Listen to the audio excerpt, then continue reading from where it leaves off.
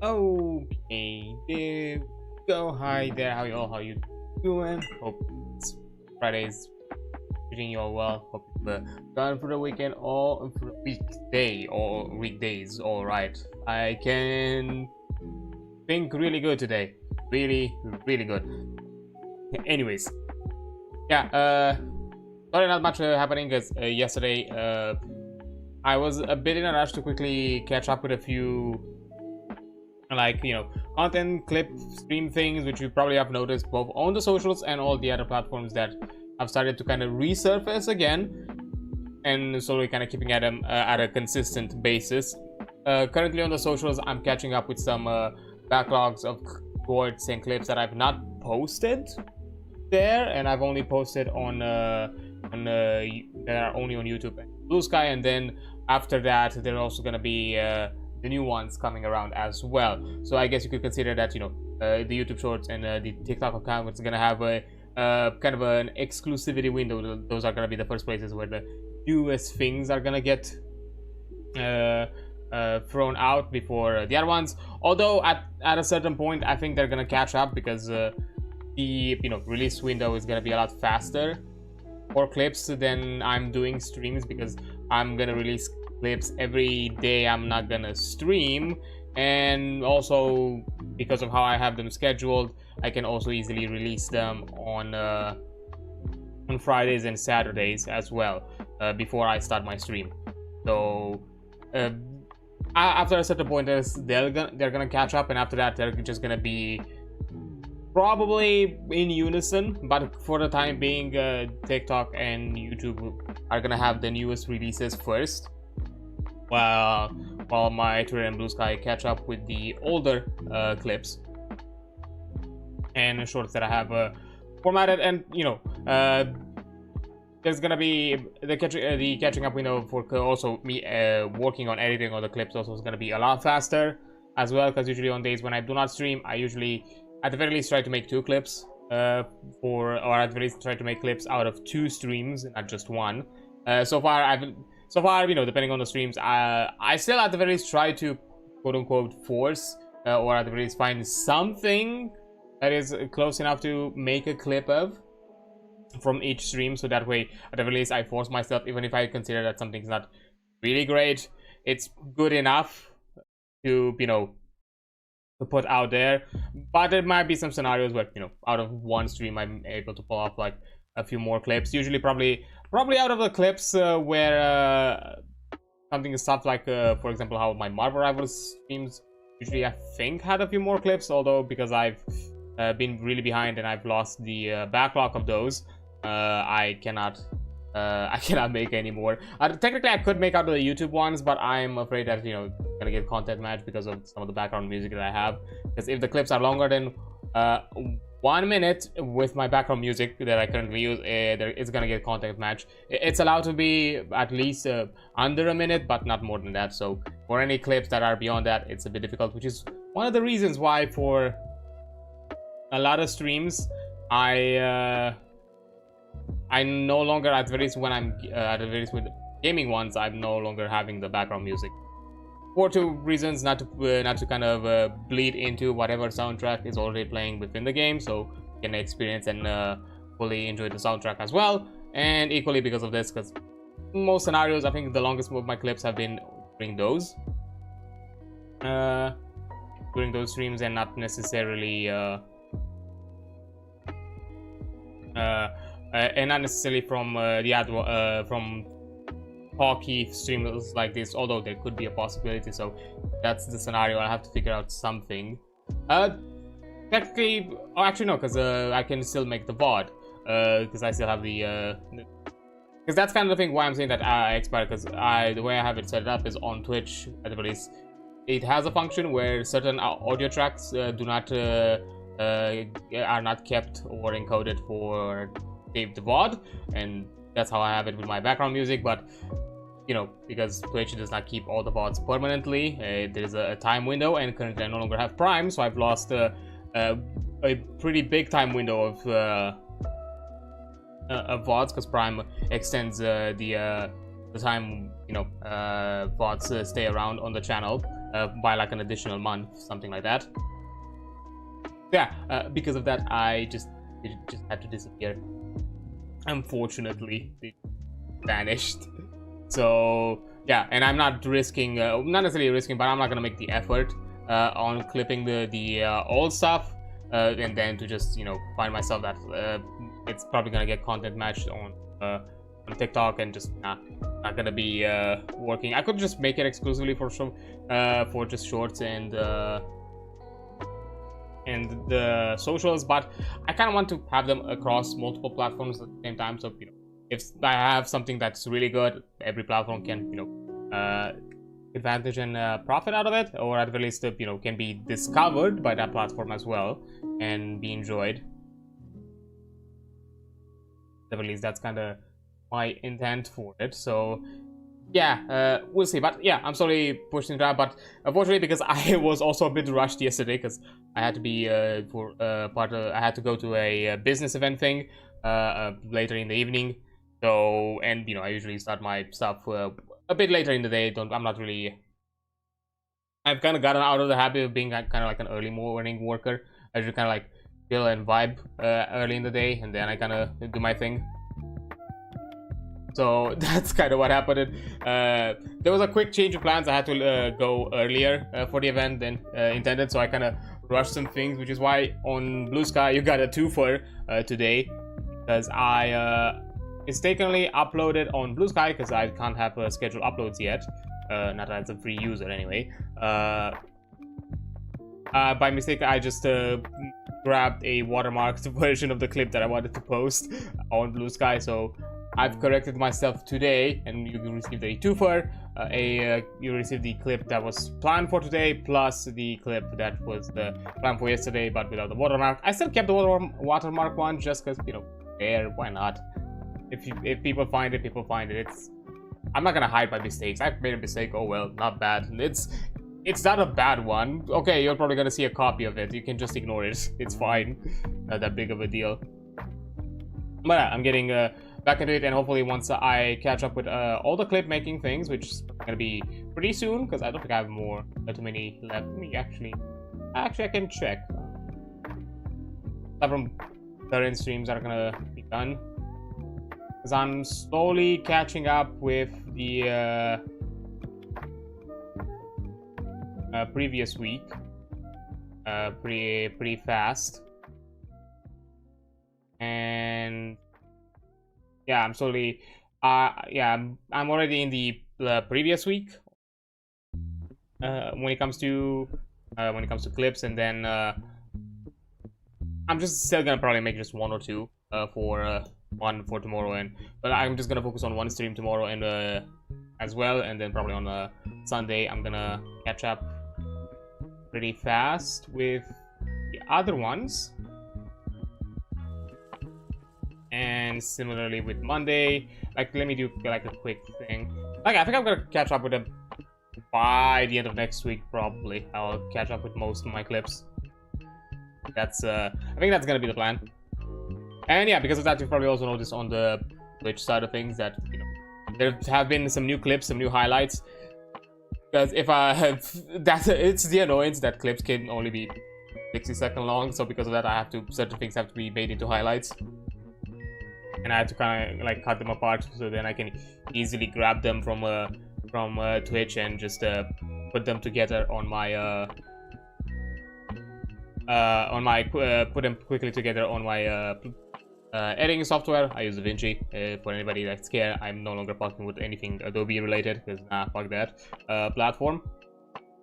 So yeah, you're probably occasionally also gonna see a few highlights here and there posted, which technically are edited and cut in such a way so, you know, they can be useful, be turned into a singular clip.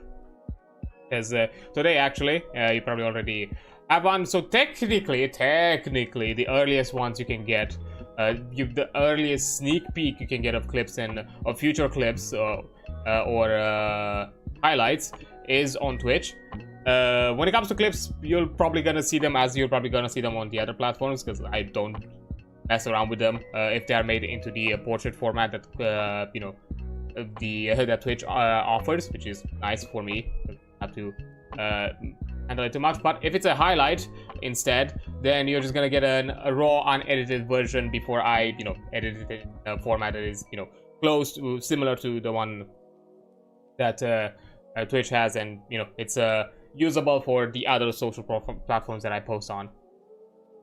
So technically, the quick, like right now, you can get like a sneak peek for both.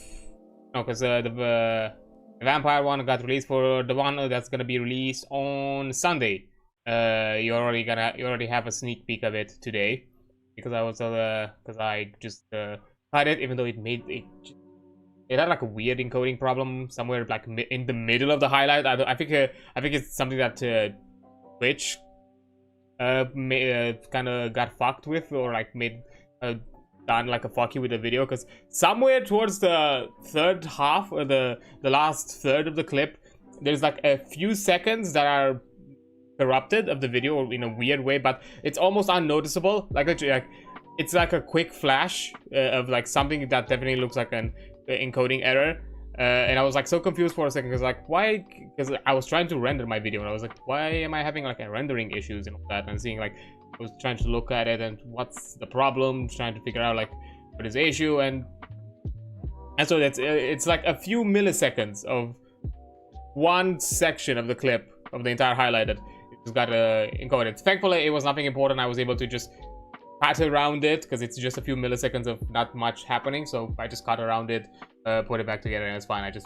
I think not even a second was lost of the entire clip, because it was that minuscule of an encoding error, but it fucked with my rendering and I was not able to edit the video. So yeah, that was a weird thing. Yeah, and hopefully once I'm caught up, because right now my plan is to kind of like catch up with most of the stuff that I have when it comes to clips, so that way I can probably also have a bit of time to focus on other things. Because if I have the clip things done, and then I only have to deal with recent streams where they're usually fresher in the memory and easier for me to kind of jump in. I'll have to figure out, like, I tried to use my current like Stream Deck platform to like create clips or do that, but I don't know why the plugin system for it is really janky, and I've had like issues for it, because I would like to make it even easier for me and be able to like just clip it on command while I stream, because there are moments where immediately as they happen, I know by the end of it, by the end of that moment, I was like, ah yes, this is a clip worthy moment, let me just grab it really quick, and that's gonna make it easier for me. But I need to figure out that one, and probably I'm gonna look into it once I'm done with dealing with my backlog. So yeah, that's kind of the plan. But yeah, aside from that, not much else to mention. Not sure if I got anything. Like usual, the world being the world right now, not having too easy to mention on my side of things. Because I try to occasionally be a bit active on the socials, more in the, hey, let me just occasionally just say a thing here and there, and like offer a bit of commentary so you can see me in other places, not just, because that's also like another reason why I'm trying to kind of get back into the clips. So, I'm visible in other places as well, not just on my Twitch, on YouTube side of things. So, you can see me both on the socials, at the very least on a decently consistent level. There is something on the socials that you can find of me. Right now, it's still like mostly just planned out content and things like that. And occasionally I interact with peeps and that I have on my following and friends and something like that. But that's kind of it. I don't know. It's just, I don't have that kind of like mindset or mentality to kind of like, I'm thinking of something and let me just post it or just talk about something like that. I have moments, I'm trying to get a bit into the habit of it, because I have a few moments here and there where I can just send just a whatever random tweet of something that just happened, or whatever the hell that I was just doing recently, and put it out there just for the funsies. But I just don't have that habit, because I've never before, getting into content creation, I was not that kind of person. I was an internet lurker. I was out there just enjoying other people's things that I were posting and doing around the place, not me contributing too much to it either. So yeah, it's just me trying to get used to it. and all that. But yeah, but I'll try. I'll do my best. I'll figure out. Hopefully, I can do something regarding to that soon. But yeah, aside from those kind of things, I don't know if I have much else. I mean, there are things like, as I mentioned with the TTRPG things that I would like to plan. I'm getting pretty close with, as you can see here, with the progress of the PC debt, as I'm still getting on occasion a few donations here and there. So quick shilling to get out of it. Like if you want to help me out, I still have like around 45-ish euros that I need to pay off for my PC debt, something like that. It's within that mark, like based on those percentages that you see there. That's gonna help me cover all my payments. I only need one more payment to do by mid-October. It's not an immense rush for that amount, but I would encourage, if you are able, again, if you are able, and if it's the money that you're willing to spend, not money that it's for your survival, if you can help me out to reach this target to 100% goal by the end of the month, that would be amazing. Cause then I can just plan out and work on things that I want to do for an event late in October, which I think is going to be really fun. So if you could do that, I would greatly appreciate it. So yeah, a quick way to do it: you have the links pinned in the chats for the donation thing. If you use the command kofi !KOFI, you have access to the coffee link that way as well. Both on the description on YouTube and on Twitch. In the there's like a donate panel or like way to access the link that way. So do it like that. And finally, because you know, with Twitch, we are currently in September.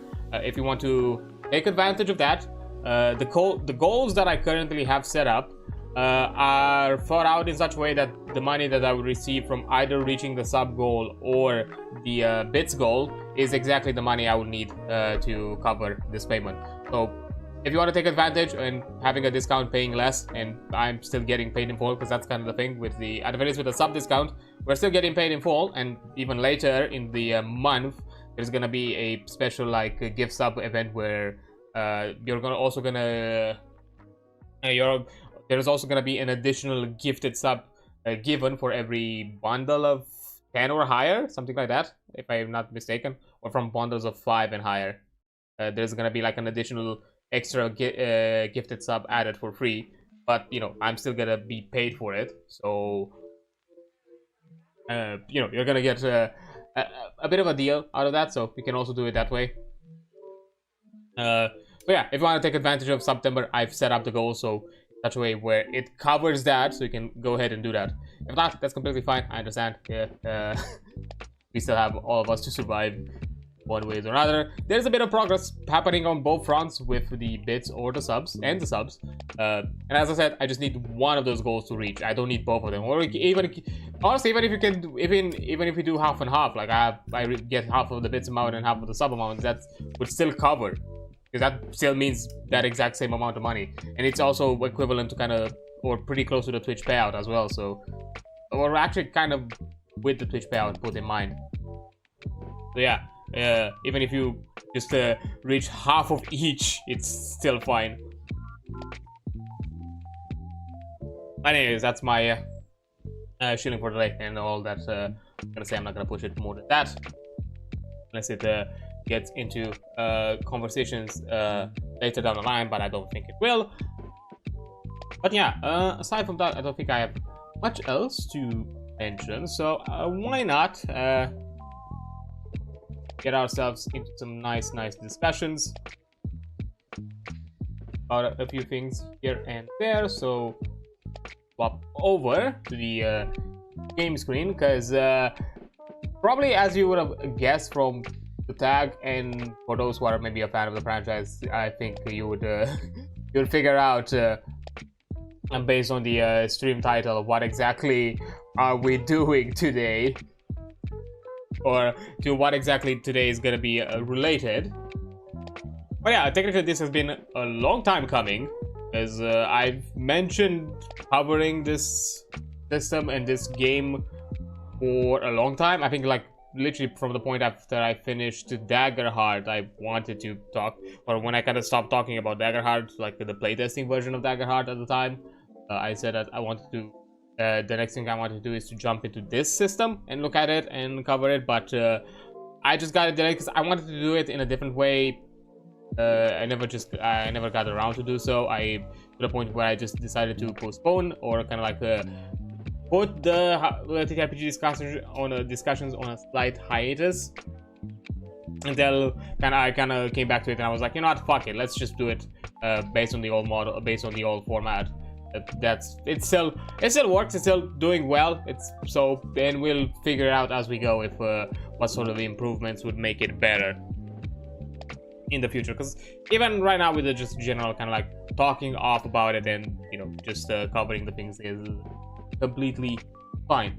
So yeah, today we are talking about bunkers and badasses, and if you do not know what bunkers and badasses is, and if this circular with a upside down V kind of symbol did not kind of give it away to you, or if this creature, this dragon type of creature, does not look familiar to you, this is a tabletop RPG system inspired and based on the Borderlands franchise. More specifically, the book itself is it's mostly inspired and mostly kind of written in the fashion that it would be run in the in-universe system, known as into the in-universe system kind of D&D clone known as Bunkers and Badasses. That was first revealed, or first kind of like talked about as the DLC in Borderlands 2 from Tiny Tina's Assault on Dragon Keep, and then later on it was expanded into the bigger game, into the bigger like standalone game, Tiny Tina's Wonderlands. But it's an in-universe, it's a Borderlands in-universe kind of D&D clone that is still fantasy. Which is fantasy themed, but with the elements of Borderlands, of having guns and wall hunters and all that, and anything of the sorts. And the actual system itself, it's based around that same principle. It's still kind of like wrapped around the idea that it's within that fantasy created world that it was done in the universe of Borderlands, where the Vault Hunters are the classes and the playable things and the playable characters. Here, technically, you have the Vault Hunter, you have the Borderlands 1 and Borderlands 2 Vault Hunters as classes, or like something equivalent to the classes, and some other forms of customization. And of course, you have tons of weapon varieties. It has a bit of like weapon modifiers, something like it kind of works a bit similar to what you'd think how a TTRPG version, or like a tabletop version of how the gun system Borderlands games works, where based on the manufacturers, the guns have different modifiers to some degree. Yeah, that's basically the system. Overall, it's a D20 system. It's again because it's a D&D. It's an in-universe D&D clone. It's pretty akin to it, and it works on a D20 system. So to some extent, it's probably gonna feel very familiar and easy to pick up. I don't know fully everything about it. Again, even I've skimmed through some aspects of it when I first got it, because when this game was announced, I was really excited because I'm a big fan of the Borderlands franchise. Borderlands 2, to me, it's still to this day a classic. I've heard a lot of people talking about like good things at the race of the actual game of Borderlands 4. Putting aside that, yes, there's a ton of discourse right now about the whole game having a ton of performance issues, which, putting aside random pitchforks, kind of like I don't know, statements about the whole matter.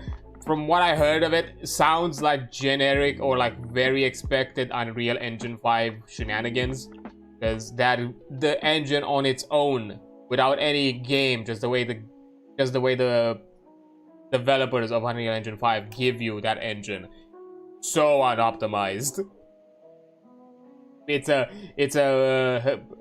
one hell of a task to make a game on it and also have to optimize yourself, because it's widely unoptimized of an engine. I can tell you from personal experience, as I worked on a studio where we developed a game based on it. It's quietly unoptimized, and just as a baseline. So imagine once you start making a game in it, making custom things, because believe me, most engines of most video games are not as given by the developers a ton of engineers, because there's a reason why still, even for studios that develop, I don't know, with the open source engines like Unreal Engine 5, they still have, you know, game engine engineers and programmers and all that kind of thing, because they built a lot of features in-house. They still have certain tools and certain features that are built directly into the engine and coded directly into the engine, because it's open source. So it makes the development process a lot easier for the entire team. So there's not good. So already an engine that it's not automated standalone, but then he has to go through the entire process of being then modified so it fits the needs of the studio, plus adding the whole thing of having a game around it that is, right now it's kind of going outside of its norm by, from my understanding, being now an open world game. So it's no longer, you have a entire fully generated map instead of the hub level maps that you had up until Borderlands 3, or actually Wonderlands, because that's the most recent out of the IP. And now having the entire world that you want to explore in one area. Of course, that just renders as you go on, because it's not going to be all rendered at once. That's going to be insane for any system, no matter how beefy it is. But yeah, kind of expected.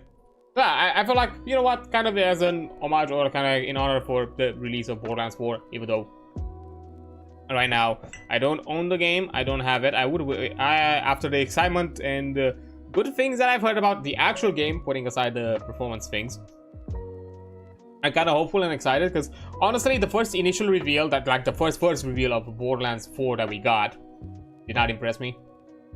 Like, I don't know why, it felt to me that it kind of felt like, you know, in a way, kind of like Concord coded. Like, somehow it felt to me like that. It gave me kind of that vibe. It gave me kind of like, are they doing the exact same mistakes as Concord? And because I think they didn't really highlight the important things, like I don't know, Vol Hunters or the world, or everything felt really generic, really kind of washed out, that just looked in the styling of Borderlands, but nothing that gave me something to kind of grasp at, to be interested in, especially after, you know, with not so amazing hits like Borderlands 3 and Wonderlands being a bit of a, I've not gone fully through Wonderlands. I'm not gonna have a full opinion of it, but of what I've experienced of it, there are aspects of it that I do not like. Biggest one, I don't like some of the weapon systems, like some of the gun features. There are literally certain gun manufacturers that because of the heavy fantasy theming they try to go with Wonderlands, and trying to also kind of envision it mechanically. Some of the guns just don't feel nice to use. Just legitimate. I don't know. There is something about like the gunplay that just does not feel nice. It's really bad, considering that it's the main aspect of the game is having lots and lots of cool guns and using them and having fun using the cool guns. Or at the very least, having powerful guns and having fun using powerful guns. Yeah, that was kind of like the biggest. Like, story-wise, out of what I got from it so far, because I've not played. I played a bit of it, just haven't got a chance and to go through it fully. It felt fine. Story-wise, it didn't feel like something too bad. Like, to me, like, still Borderlands 3 is so far feels like the when it comes to like the main story. Wonderlands, I'm still not giving a full debate about it. So far, what I've experienced of it, it was fine. I was completely okay-ish with it. But Borderlands 3, yeah, main story, awful. I honestly enjoy the DLC stories more. Yeah, the DLC stories, I think, are the ones that I played so far in there, which is the Hammerlock and Jacob's, you know, wedding DLC, and the, of course, the Handsome Jack Casino DLC, because those are the ones that I own. Yeah, those were fun. I enjoyed them. They were a lot of fun. And it kind of goes to show that I think like that has always been probably a go-to or like callback to, oh, you want to make this franchise feel nice or feel great again, just bring Handsome Jack back. Because even in Borderlands 3, even though it felt a bit different, like I'm not gonna say it has the same kind of writing or styling as Borderlands 2. It's still, to me, like it's still a bit of that kind of like, you know, a bit of that kind of like old school, like older Borderlands kind of a feel to it, or at least the Borderlands 2-ish. It had a bit of that Borderlands 2-ish feel, and I think that's why I enjoyed it a lot more. So Handsome Jack has always been kind of their emergency, like break the glass if we really need something good, like just bring Handsome Jack back, it's gonna be fine. Which is a bit sad because it's very obvious that Handsome Jack has been kind of their lightning in the bottle kind of character design and villain, obviously, and they've kind of leaned really heavily, and there's like a video that really has a really good analysis on why Handsome Jack worked and why the Calypso twins from Borderlands 3 didn't work, considering that at the surface levels they feel like they do exactly the same thing, but they actually don't. They actually, there is a difference in how exactly they interact with the Vault Hunter and how exactly they address the Vault Hunter that makes a difference compared to how Jack did it. So that was kind of like a key element, and I found it like a really interesting like video analysis on why Handsome Jack as a villain really worked and why the Calypso 2 twins don't. So yeah, that was an interesting one, but yeah. Anyways, that's just me generally yapping about it. So yeah, Bunkers and Badasses, D20 system, focused around the in-fantasy, in-universe D&D game system that they call it Bunkers and Badasses. You play as Vault Hunters, there's a bit more extra to it. You have guns and that kind of thing, but it's kind of built around the fantasy concept, and you're gonna see a lot of it here. It's gonna have a kind of, if for those who probably play D&D and have seen the Rick and Morty adventure module, that kind of like one-shot thingy that they've released a while back, and you've seen the module inside it, and you notice that it always has that kind of like offer or like additional notes, a section where, you know, you see comments from Rick. This one has a similar thing like across the book, where there's like an in-universe offer of this game, and just Tiny Tina just going through this entire book and just cutting around, scribbling, and adding her own notes over some things here. Because, you know, the whole thing, it's inspired the idea that, you know, Tiny Tina is the game master of the Wonderlands and game master of this system, or she's kind of like the poster child of the game system, and she's kind of focused around it. And because of that, it also has a lot of the themings and fantasy of that kind of like, it's still the fantasy, you know, medieval fantasy Borderlands aesthetic to it. But in my opinion, and even the developers kind of showed it a bit, which is a side I'm gonna put afterwards about it, it's a system that, in my opinion, you could easily just reinterpret it and just play it in an actually in-universe. Like, legitimately, you could just take this book, and if you just want to play an in-universe Borderlands TTRPG, Bunkers and Badasses can be used for it. Because again, you still play as the Vault Hunters. Like, they're not like reflavored to feel the fantasy theme. No, they still function and work like the Vault Hunters. You have, and it's literally the classes. You have the Berserker, which is Brick, the two Sirens. You have it as a singular Siren, but you have two options, one for Lilith and one for Maya. That you know, represents Maya. You have Mordecai. You have, you know, the commando for both. I think they're soldier commando. I'm not sure. I forgot if they're separate or the same thing for both Axton and the Roland. Same thing with Zero. I think they are put under the same umbrella, but you have like two options. For each, the Gunzerker, and also the Psycho and the Necromancer. So even the DLC characters, you have access to them here. So literally, it's Borderlands 1 and Borderlands 2 created, brought here into this. Because I think this game was released. When was it released? Quick close search. Because I think it was released after Borderlands 3, but before Wonderlands. I think, if I remember correctly.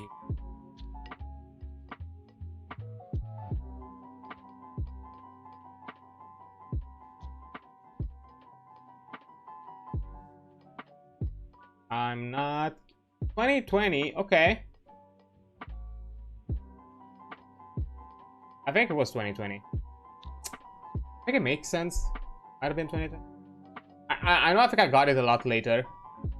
I definitely got it a lot later because I owned the deluxe edition of it. I bought the full big ass box with everything. Because again, I'm a big fan of this franchise, and bringing a TTRPG into existence, something that I wanted for a while since the existence of Tiny Tina's DLC.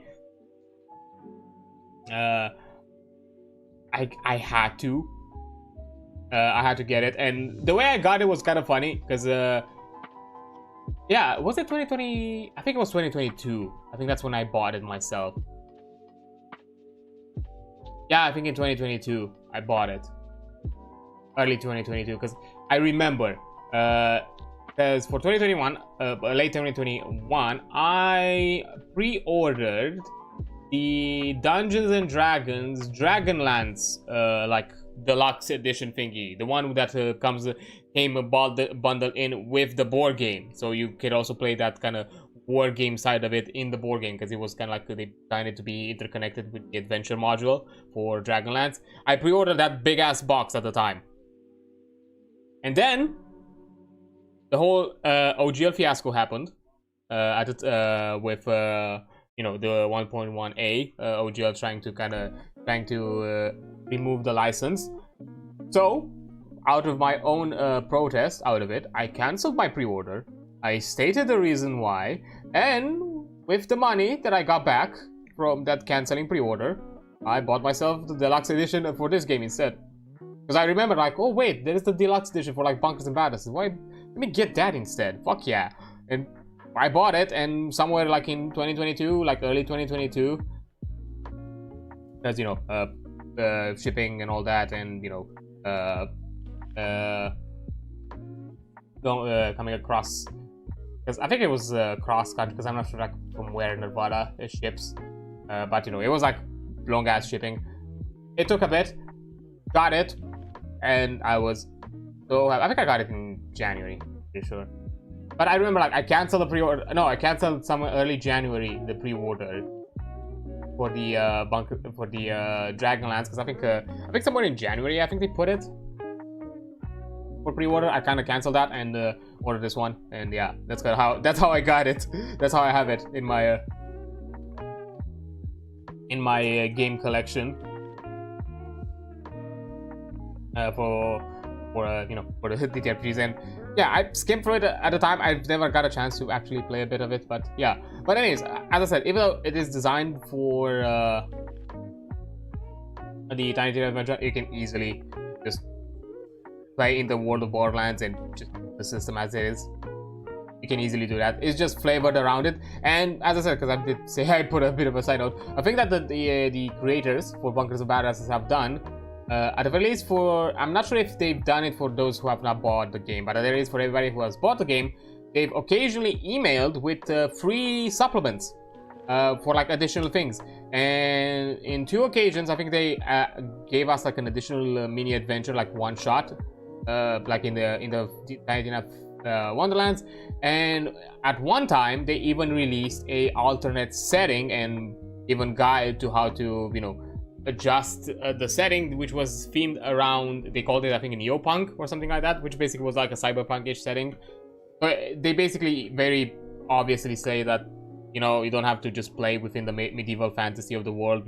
This system is designed for you to create your own world, because at the end of the day, you're still mercenaries using guns and shooting around and doing all that kind of weird, wacky things. So for those who just want kind of more the wackiness in actual world of Borderlands as their, you know, as their setting and adventure and place to set up their campaign and adventures, just do that and use this as a baseline. You don't have to go with what the, you know, you just use the rule sets and, you know, remove any fluff that is does not fit the concept, and that's kind of it. Even me personally, I have there are some elements here that I personally would modify or homebrew, because I feel like there are some elements that could be introduced into this into the RPG format and could be neat, and that can also kind of represent, once we kind of get more in depth about it, I'm going to talk about them here and there in places where I've got some ideas that I should probably homebrew at some point. have like a. I think it's fun, but yeah, that's kind of what I want. To be fair, I'm just gonna generally yap about this right now and end the system, because yeah, look, like if we go already to the into the first 2 pages. Also, unfortunately, this is the formatting. It's for some reason the PDF is formatted to be page 1 and page 2, like left and right. And I don't know. I think it's like built into the PDF to be formatted this way. I don't know how to edit it without having like access to some sort of I don't know, like PDF edit to like program edit tool, and I'm not gonna bother. So once we actually start reading the books, it's just gonna be really zoomed out, and it's not gonna be centered. That's all it's gonna be. You're gonna still see the text, it's just not gonna be as centered as a singular page, because this is the only centered singular page, the cover. But yeah, as you can already see, you know, Tiny Tina's copy, do not steal please, and you have the exploding bomb bunnies, you know, with the actual credits here. Based on the game Borderlands 2, Tiny Tina's Assault on Dragon Keep. So yeah, because this was released before, or at the very least probably it was commissioned, or you know, the Gearbox have contracted the developers in Nevada Games, the creators, probably way before, you know, Wonderlands was in production, or somewhere around the time when Wonderlands was also in production, but they probably couldn't offer too much information on how that game system is gonna work. So because of that, they used the Borderlands 2 DLC as a baseline, and all the classes are based on Borderlands 2 and Borderlands 1. Yeah. Although from what I understand, like I think some I'm not sure, like Christy Junior Pitchford, I forgot who they are.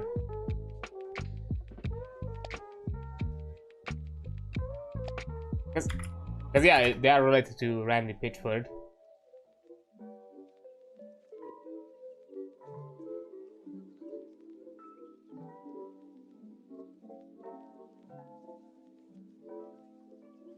He's one of the oh, she co-wrote the story of Half-Life Opposing Force. Oh, it's, you know, Randy Pitchford's wife, fair enough.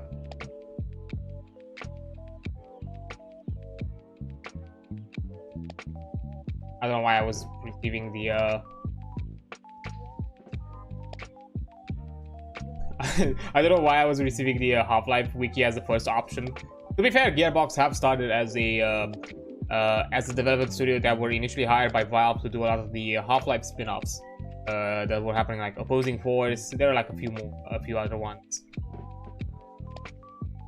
that were happening there. But yeah, Random Pictures for my wife is like a big TTRPG like enthusiast, and he is the lead, and you know, there are many other awesome people, you know, to show the credits. For the formatting,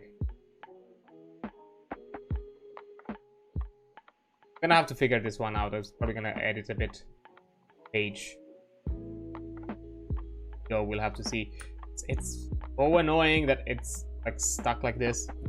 I guess that's enough.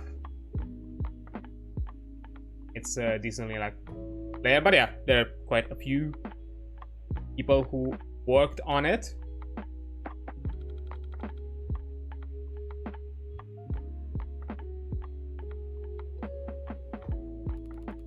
But yeah, and as you can see there, you can already see some elements of Tiny Tina's kind of like hand in it, like, you know, having like an extra like sheet of paper on the page 69. Nice, because of course we have that kind of humor, and a few things here that are considered like Tiny Tina's customs, or like her own special homebrews, like Honey Heist being her own special mini adventure.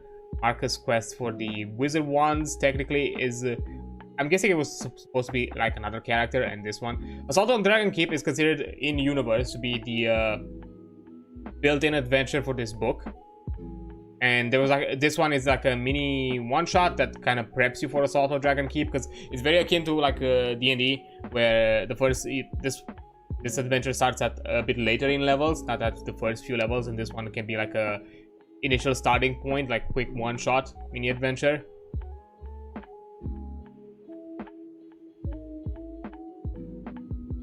That you can play. I think I'm the only one hearing this, but I have a suspicion. Yeah, I was right. I was fucking right. I was hearing myself in at a very, very, very low volume on the stream preview, and I just did not notice. And it was like just now I kind of like clicked with me that I was like hearing something in on my system that was like, wait, why do I hear like all of a sudden this? I have nothing playing right now. Really weird. But yeah, and overall, just to kind of like quickly skim up the table content stuff, yeah, you know, creating a Vault Hunter, playing the game, running the game, and then you have you know, then you have the mini adventures. That's kind of the concept. Like, this is an in-universe kind of like written book of the system, where Tiny Tina just kind of, you know, and we are owning the one of Tiny Tina's copy of it, where she made her own edits and adjustments to the system. But yeah, we're gonna go through it a bit, like for the about the offer and, you know, quick introduction, and probably gonna jump through the overview for today as per usual. Get out. So today is not gonna be like an insanely large coverage, just the general idea of what exactly we have to cover, which is a few pages. Because yeah, then afterwards we go through the classes. So I think we might already go into, I already passed through character creation. I can check.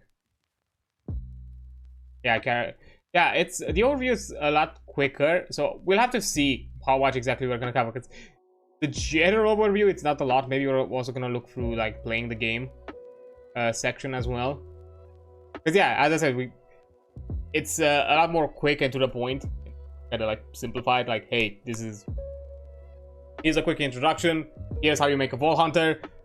Here's how you play the game. Here's how you run it as a game master. So we might just go through the overview and maybe aspects of playing the game, because that's not too lengthy, maybe. But like, this one is like a few pages. It's like literally, I think it's like 4-ish, 5-ish pages, or even less. And then we have another, what?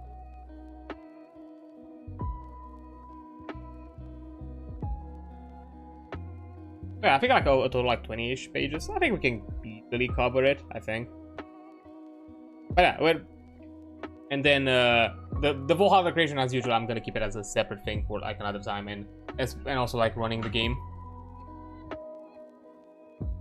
So this one is also probably gonna be like a pretty quick look, and probably today like a generally quick stream. I'm not gonna go through every nitty-gritty, as I said before. Like, once we go into the wider selection of things, I'm not gonna go too in depth. We were gonna leave it for like another time to have fun with it. We'll see.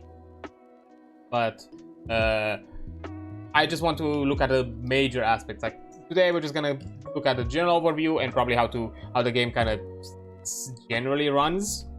Then we're gonna look into the aspects of like creating a Vault Hunter, how exactly that's gonna work with. Although from my understanding, it's pretty similar-ish.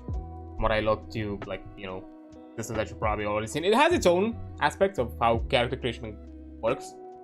It's not like an exact one-to-one to the. So don't expect it to just be a reskinned or like rewritten 5e, like the D&D 5e system. But it's gonna have a lot of similarities to it, or at the least it's. Of course, it's more akin and designed to the idea that, you know, it's more focused on the gun aspects and shootery thing. One thing that I am gonna say, which is something that's gonna be mentioned a bit later, as I think you probably already seen with the concept of death and all that. It's very low risk of a system, although I would have suggestions on how exactly like change that up a bit. But it's not a very like a high risk system. Like there is not like a lot of consequences. Death is not really a consequence. It's very akin to Borderlands in how it's designed and flavored and all that. So yeah, there's gonna be some changes and elements. But yeah, anyways, so we are gonna get into it in a few minutes. First, I'm gonna take a break because an ad is about to pop up, so I don't want us to get interrupted while we are discussing about the system. So I'm gonna take a break now, wait for the ad to be over, then I'll return and we're gonna actually start going through the book. So yeah, I'll see you in a few minutes. Okay, now that the ad is over, we can actually get into topic at hand. The zoom I'm gonna keep it at, because thankfully at the very least the furthest column is still within the frame of my video capture, so that's gonna be good enough.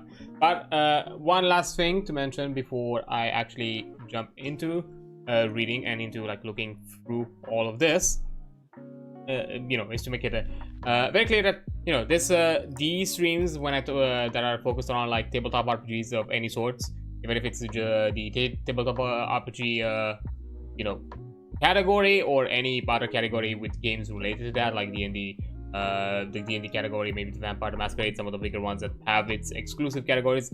Anyways, anything that whenever I have a stream that is dedicated to tabletop RPGs, what I'm covering in most of the cases, if I'm not doing like a special type of streams, what I'm covering for the stream, it's overall designed as an idea to have also be kind of like a discussion kind of filler, or something to have to, you know, cover, discuss, look through, and have something like that. But I want these types of streams to be a place where people can jump in if they want to, talk about their tabletop experiences, talk about how fun they have, talk about whatever system they're playing, and even to the point of asking, suggesting, offering advice, or asking for advice or help in certain things of that sort of aspect, where either me or someone within the chat as well, or when any other of the viewers can chime in and start having a discussion about things and talk about the things that we enjoy when it comes to like tabletop RPG. I want to harbor here a space where people can openly talk about things that they enjoy and love, and help each other out to make their table experiences a lot better, be they physical, online, or otherwise, or anything else in between, because maybe there is a mixture. Who knows, maybe people mix up that kind of aspect. So yeah, just because I'm covering a specific topic, don't be afraid to jump in or ask about anything else. That's completely fine. I do not mind talking about like another system that it's not related to what we're covering today, or a topic that is slightly not within the focus of today's you know, today's like TTRPG discussion, but it's still TTRPG related. Gladly opening it for anybody who wants at the least to know a bit of an idea when it comes to my own experiences. You know, I got into the hobby and into tabletop RPGs mid 2018, mid to late 2018, kind of in fall of 2018. That's when I got into it, through the means of probably most common as many others, through the Dungeons and Dragons, through D&D 5e. Played for a good while exclusively just that. I would say for like at the very least 5-ish years in equal amounts, both game master and player, at the very least.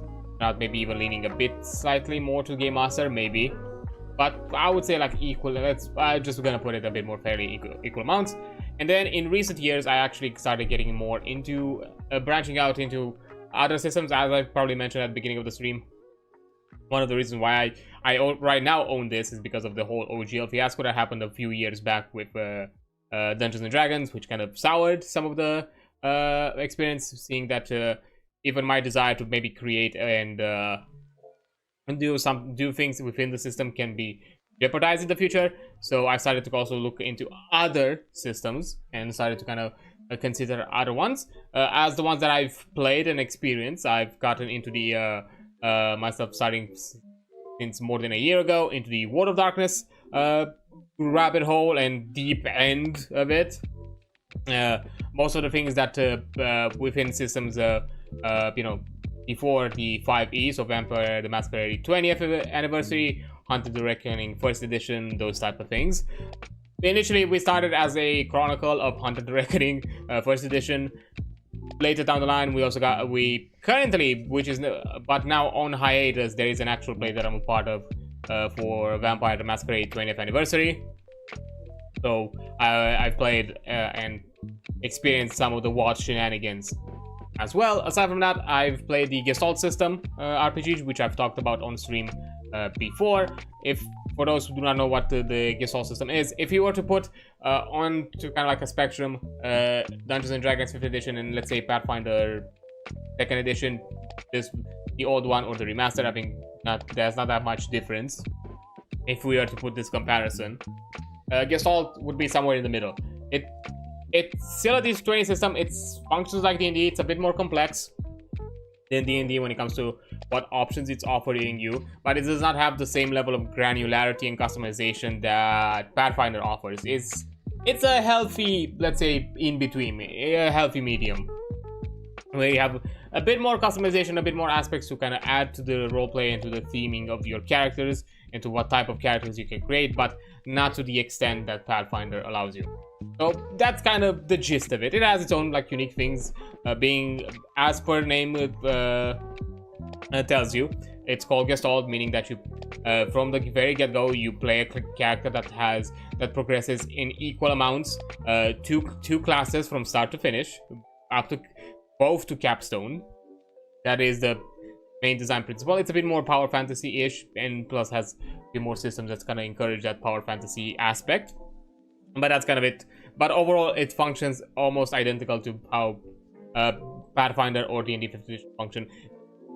It's not that different. So if you're familiar with either of those two, you probably understand Gestalt pretty well. So yeah, that was another one. Speaking of Pathfinder, the 2nd edition remastered is another game we got. Again, still part of a actual play that one is as well on hiatus, because that's a game that was run by the same group and by the same game master, and we decided, and you know, Ghost is dealing with other life things and a bit preoccupied and does not really have the time to game master. So because of that, he made the wise and, you know, very adult decision of, hey, while I have these things happening in my life right now, can we just maybe put a break? Which, it's not like an indefinite break, or at the very least unclear. It's gonna be a year-ish long, something like that. So somewhere mid next year, something might come up. Again, it's not exactly to the date, but at the very least, it's a year-ish long time hiatus. Because of that, I am planning to kind of once again, as I mentioned, once I get out of the money troubles, I am planning kind of step up and take the mantle for the group when it comes to doing actual plays, and for me to run the things and maybe and do them a lot more rarer, not necessarily not as slightly more infrequent, not on the same frequency as Ghost did. I know for a fact I don't want to run them on a weekly basis. I'm probably gonna run them at the most frequent once every 2 weeks, and that would be my plan. But again, I'll have to discuss with the group what exactly would feel comfortable for everyone. Because I'm even open with the idea of doing something like once every 3 weeks or once a month, whatever the hell, anything of the sorts. But yeah, that's the plan. That is the thing. So yeah, those are the games that I've had experience. I don't think I'm missing anything. D&D, Gestalt, Pathfinder, World of Darkness. There might be a possibility of jumping into Lancer pretty soon, maybe, possibly. And of course, I've also discussed systems. I discussed Lancer, so at the very least, I have a bit of know-how. I'm not gonna say it's fully ingrained into my memory, because again, I just read and learned the system as part of the stream in the same format as this one. Not yet fully had a play experience of it.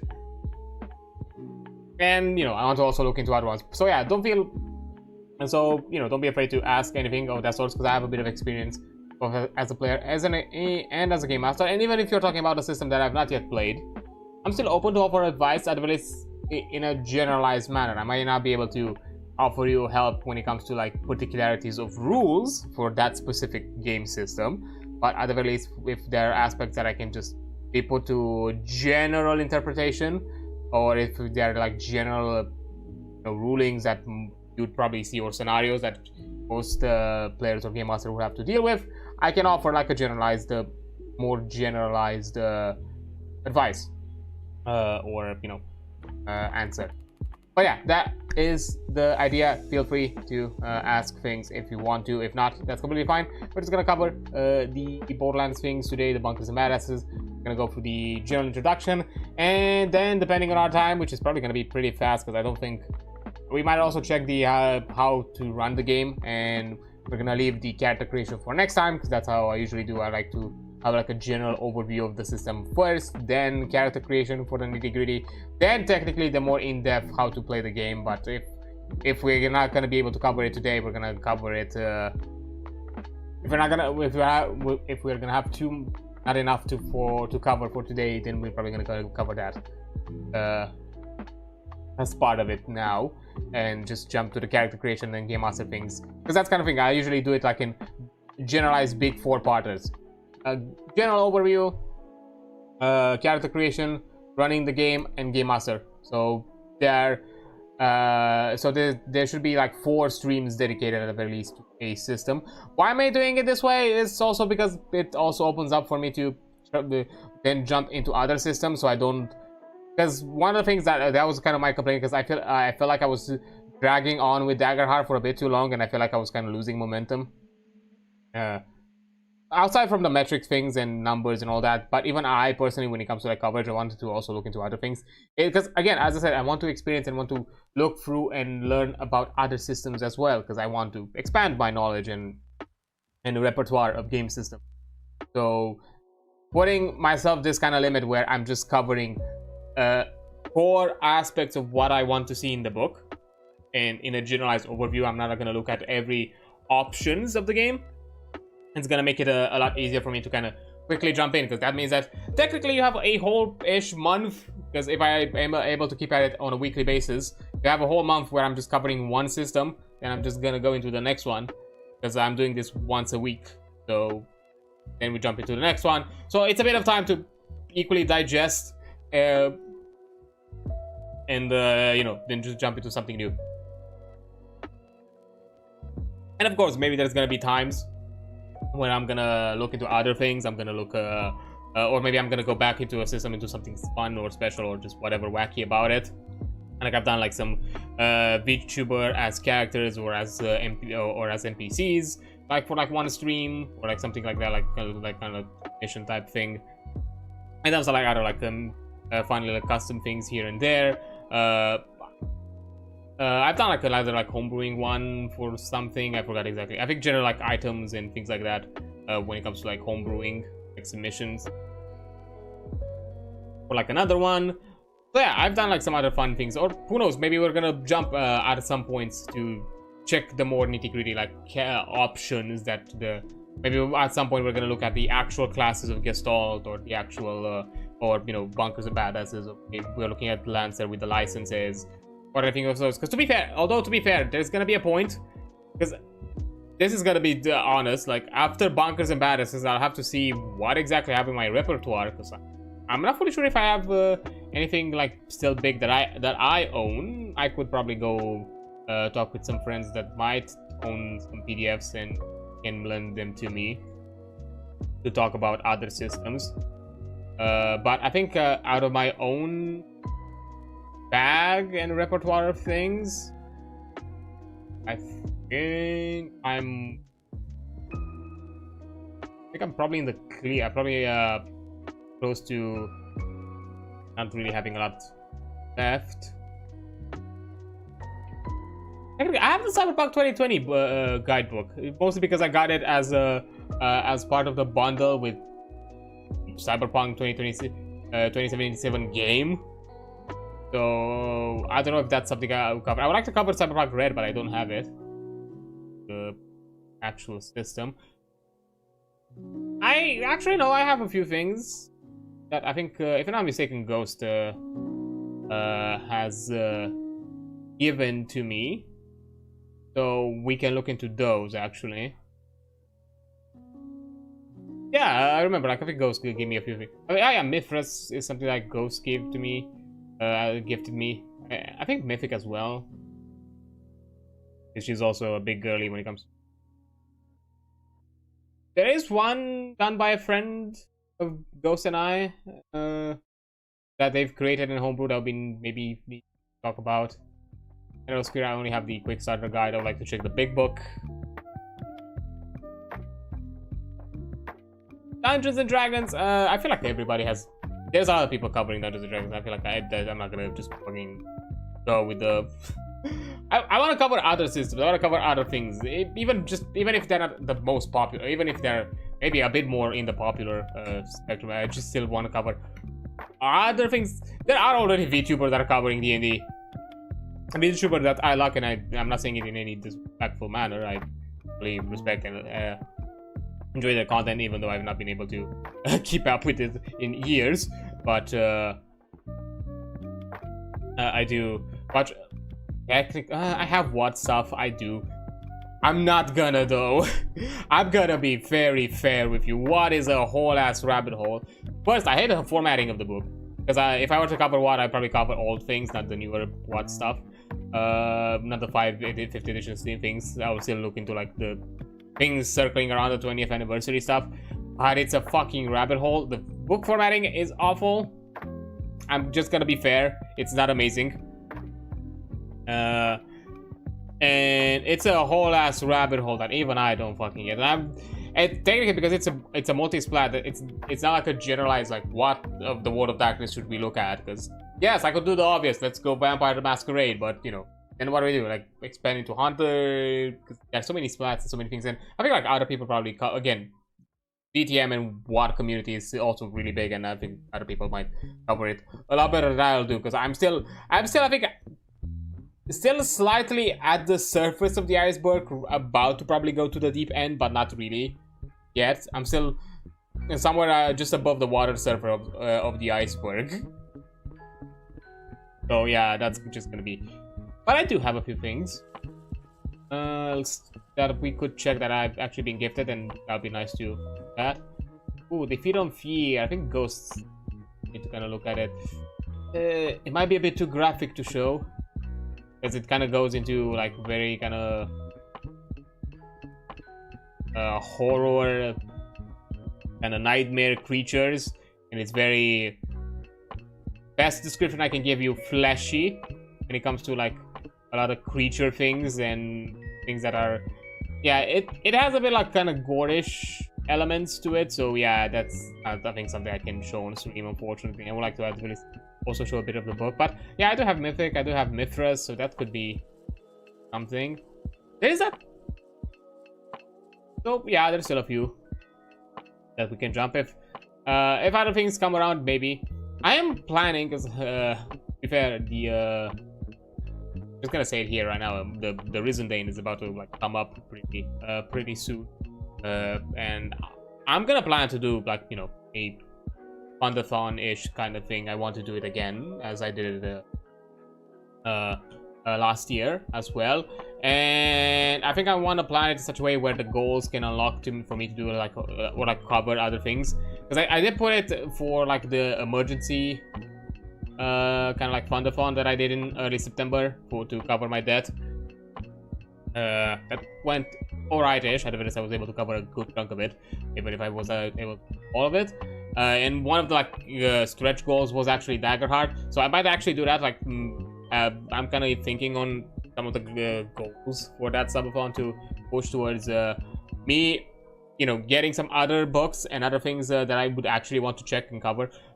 Definitely things from Darrington Press. I want to see the actual fully released version of Daggerheart, because that was the first TTRPG that I covered here, and I feel like it would be nice to kind of have a callback and get back into it and actually see it in full.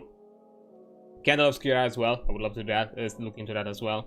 Also, some people like look when wanting to, you know, for Daggerheart to be some sort of like a D&D alternative. To me personally, Daggerheart functions way too differently for D&D. To me, Daggerheart is not a D&D comparison. Like, to me, yeah, it's close.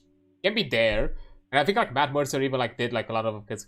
I think his campaign has shifted. The campaigns have shifted into the system. They I think Matt Mercer like homebrewed the whole concept of the Blood Hunter, which fucking stole my idea. To be fair, I should have expected it because I also wanted to bring in the Blood Hunter into that system myself. Because I also like the Blood Hunter a lot. But I guess just Matt Mercer, of course, because it's his creation, brought it already to life, from my understanding. I'm not sure if it's available or you can already get it, or like have some way to do it. But I think like the creators already kind of took notes of Matt's stuff and probably are planning to do so.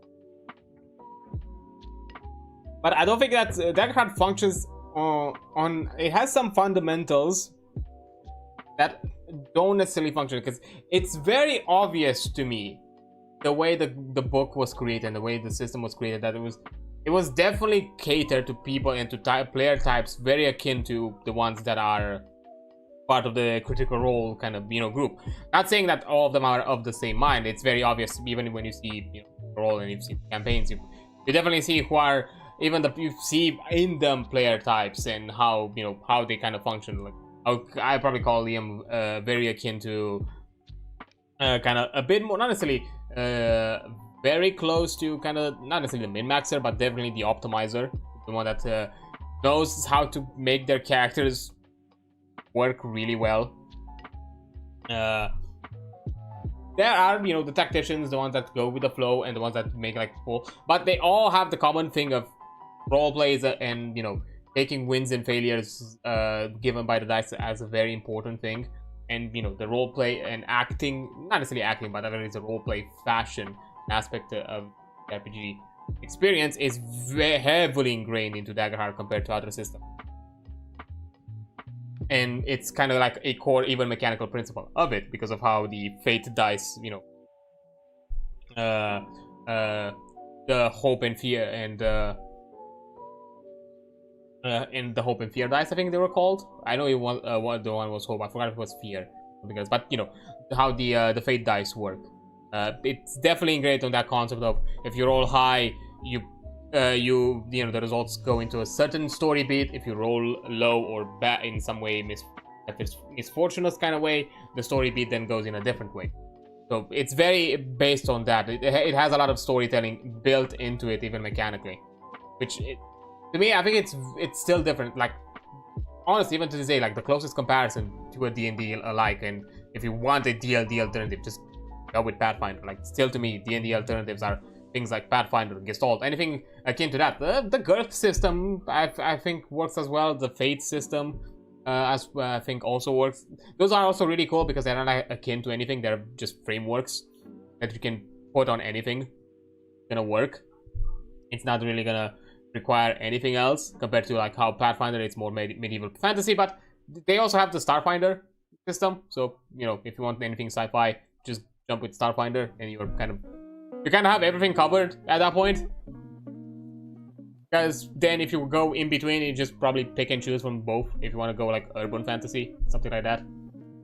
So yeah, to me that still at a core it feels different, even from like the playtesting. It felt different, so I don't necessarily call it.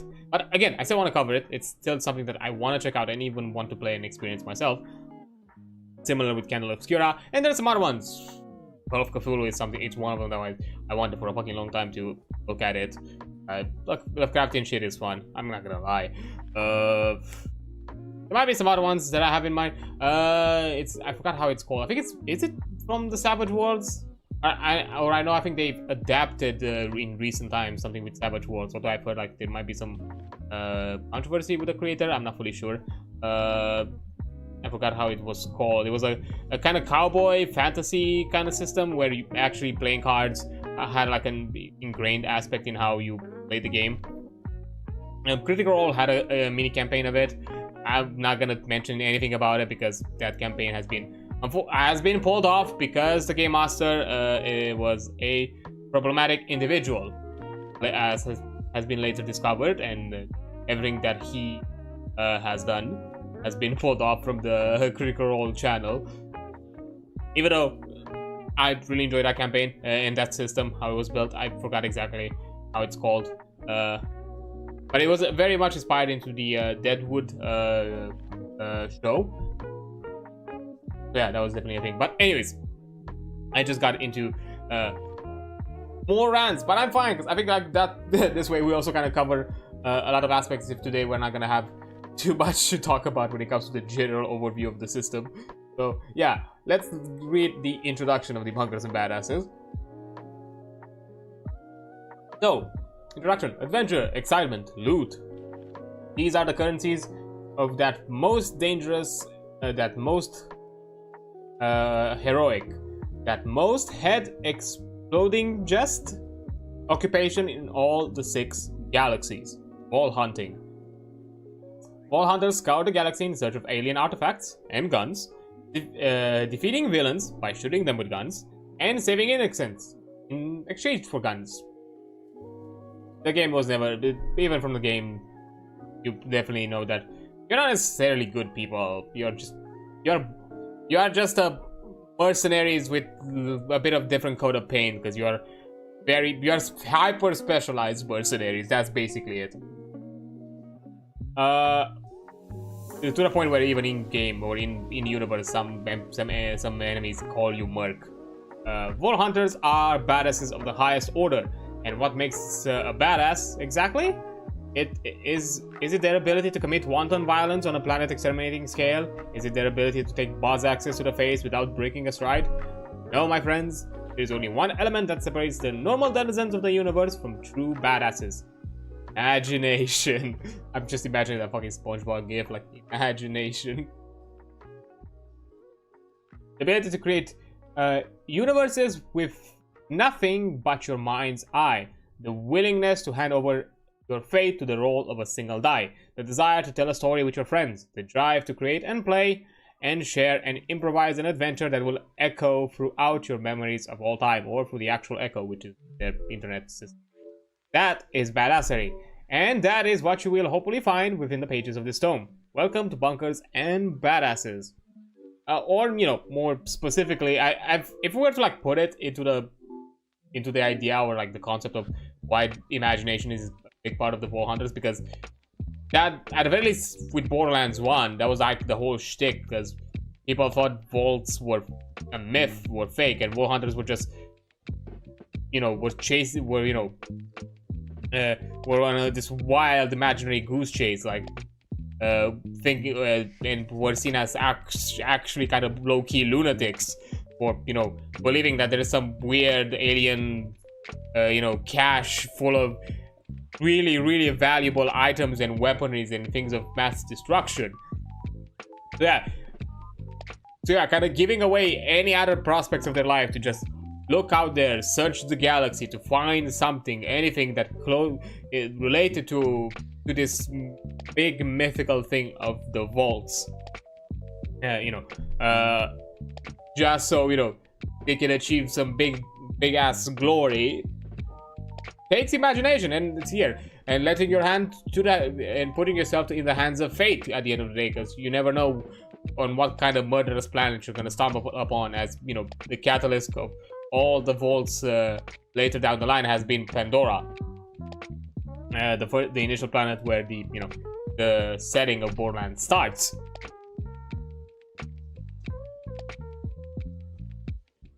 So, you know, it kind of makes sense, and then from there it kind of cascaded.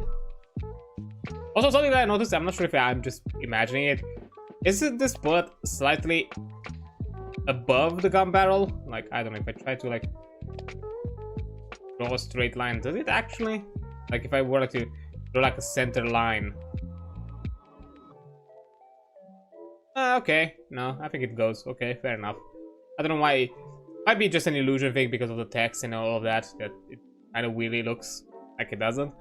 And also, you have here like an artistic interpretation of quite obviously just reskinned, in quotation marks, looks of the obvious War Hunters. You can see the Berserker, be Brick, you know, Psycho, which should be Krieg. I think in this scenario, this should be Maya. No, this is Maya, and this I'm guessing is variant that is for Lilith of the Siren, the Necromancer, of course, with the mechanical arm, a Hunter with, you know, Mordecai's kind of like weird gimp suit, of course, Assassin, Zero type with the actual Zero helmet, the gunzerker, just because of course they had to make them short for some reason. And the general, I think in these scenarios, both one soldier, one commando. I'm not sure which is which because neither of them are too original design. I'm gonna be fair. So it is what it is. Sorry about that, Roland and Axton. Not awesome. And now about the offer. Again, this is very in-universe kind of written text. And here comes kind of Borderlands has always been this. It's one of the qualities and aspects of Borderlands. Both in the games, it's very referential and pop culture-y. In its aspects where you find a ton of things that self-reference, especially the guns. That was one of like the interesting appeals, because a lot of like the unique special guns, the legendaries and the blue uniques, have always had like these kind of like taglines and specific namings that usually reference something within the pop culture universe, kind of showing that, you know, it's very nerdy in its at its core. And you know, the Bunkers and Badasses, from the very get-go, it kind of goes being referential, because about the offer, I'm Mrs. Greygax Perennia Darnason, or call me Grey for short. I'm a firm believer in two things. As you can see, Mrs. Greygax, or you know, Gary Gygax, you know, Grey. Yeah. It's quite obvious that, you know, it's kind of a parody name on, you know, the creator of D&D. Yeah, I'm a firm believer in two things. Friendship and social interactions are the most important things in all of human existence. And two, friendship and social interactions are difficult and they suck, and I don't like them at all. Very counterintuitive, the two, but fair. Now, some of you extroverts will read that and be like, what's so hard about social interaction? You just hang out, it's easy. Which, sure, it's easy for you, maybe. Having fun going to parties and talking and having sex with people, you psychopath. Okay, so very ace-coded, I guess. And the rest of us, for whom average conversations are like walking a tightrope over two separate pits of flesh-eating skags, one which is labeled making yourself look stupid, and the other one offending the other person, need a little help when it comes to being around people we actually enjoy being around. That's why I created Bunkers and Badasses. Provide a safe, fun way to hang out with your friends and create a story together. I also like murdering imaginary orcs, so there's a lot of imaginary orc murdering here too. I created the BNB system when I was supposed to be filing collateral damage reports for the frontline paperwork division of the Atlas Crimson Lance. I guess this probably was a lot better of an outcome financially for you than what happened to the Crimson Lance. I was sick of reading about the real-life death and destruction, and figured out escaping into a world of fantastical death and destruction might calm my nerves somewhat. Weird that it kinda is true. Weird that it's kinda true. Like, oh, look at all the horrifying things that are happening outside in the real world. Well, let me just sit here and just play my imaginary things where I'm still a mass murderer of some sort, but at least it's not actually bringing any social impact. But anyways. Once my rank-and-file lancemen co-workers decided to take a brief intermission from mercilessly bullying me, I managed to convince them to sit down for a brief one-shot. Over the course of a couple of hours, I watched in awe as these gruff, armored, masked killers for hire lost themselves in a world of dice rolls, character sheets, and borderline copyright-infringing fantasy tropes. The best kind. From that day forward, I was happy to call the elite surgeons of the Crimson Lat. It's not just my co-workers, but my friends. One such friend, Alfonso Knox, of course Knox, suggested I turn my homebrew fantasy system into a proper product. And now, 5 years and 100,000 imaginary decked orcs later, you're holding the fruits of those labors. The first edition of Bunkers and Badasses. I hope you dig it, and if you don't know, you're probably an extrovert and we'll never meet anyway. And if you don't, so yeah. Okay, so I guess General Knox was like, honestly, like, if you see like dialogues from the General Knox and all that, he's a weirdly kind of stand-up guy and generally disinterested. So I would, oh man, I would fucking love to see a General Knox kind of just actually in character him playing something like this. That'd be kind of fun. Oh yeah, that's kind of the general introduction. Now let's talk about the world. Pandora is much like the real world in which we all live. Death is plentiful, loot is even more so, and only the strongest and or most insane will survive. Both on Pandora and the real world are filled with dangerous beasties, powerful guns, and courageous vault hunters and epic quests. The main difference between Pandora and our world is that Pandora has like elves. That's it. It's just, yeah, every fantasy trope you've ever seen, even every wizarding spell, every fantastical beast you can find them all on. You can find them all on Pandora, and then you can shoot them in the face.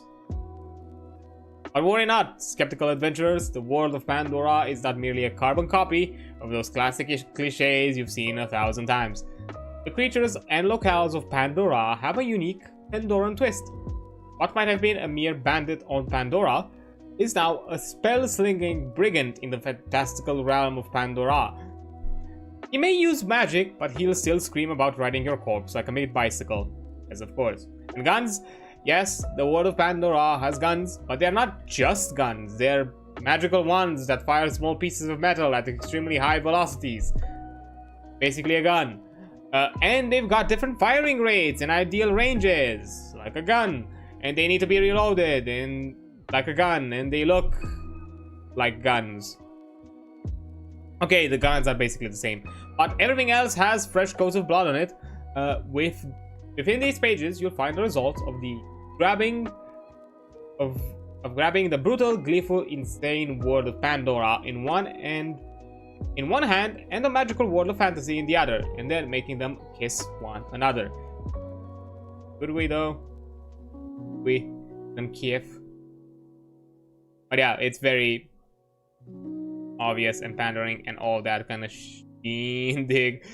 But yeah, so my guess, the very least, me speculating in universe. So most likely, the Mrs. Grey Gax might have been one of the landsmen actually posted on Pandora, because you know Atlas does not just deal with Pandora. Of course, they had an obsession with Pandora because they were like the villains, the main of the first game, and they were looking for the first vault.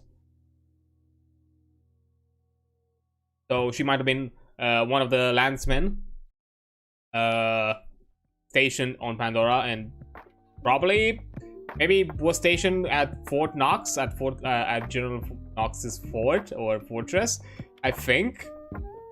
Most likely, considering that they are somehow connected.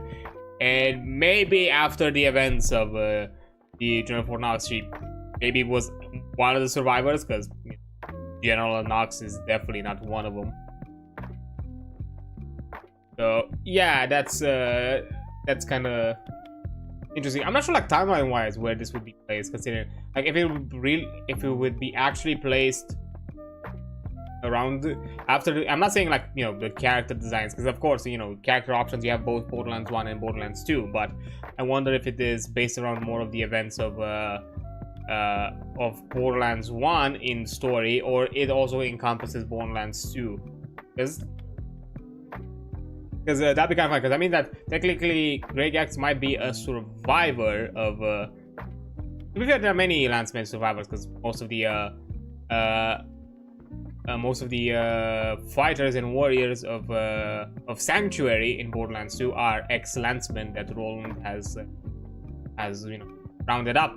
So who knows? Maybe she was a survivor. Maybe she, who knows? Maybe she became a one of the warriors of Sanctuary. We'll never know. I don't think it's gonna be specifically stated, but I guess we'll have to see. Now, let's get into the quick overview of how this is, and here we're also gonna start seeing the hand of the other author of this book, not just Grey Gax herself. So, Bunkers and Badasses is a tabletop role-playing game, or TTRPG. One player will take one role of the Bunker Master, or BM. Nice. Because, yeah, BM, bad manners. The other players are the adventurers, the vault hunters. Together, all will venture forth through Pandora and beyond on a never-ending campaign of hilarity, shooting, and looting. Until one of your players cancels 2 sessions in a row and then the entire group slowly falls apart. Looking at you, Lilith. Ouch. So in canon, that's the reason why we've never gotten a sequel of the DLC. And why in the standalone we don't have any of the actual Vault Hunters as players of the OG Vault Hunters. Also, hi there, Joe. Like 1 of 2 sessions in a row in the entire group.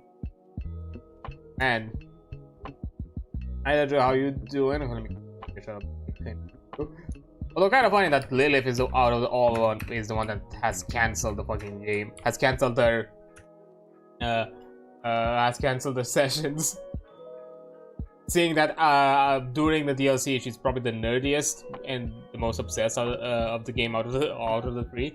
I'm doing well, doing alright, just having a bit of a chill time looking for the book that is Bunkers and Badasses and checking out how it's actually written, because I've looked a bit, like skimmed through it here and there when I got it initially, but I've never like looked fully into it because I never had the opportunity to play the system or play the game, because I've owned it since like 2022, like the beginning of 2022. I've had this book for almost 3 years, or slightly more than 3 years at this point.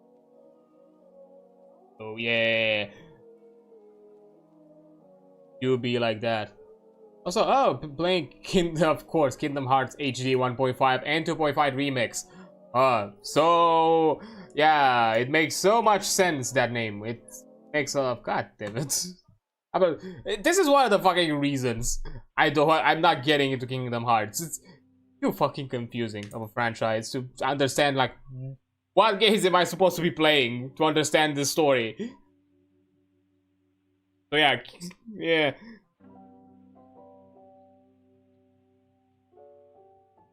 Confused. But anyways, am I wrong though? You, the one that is right now playing them, am I wrong though?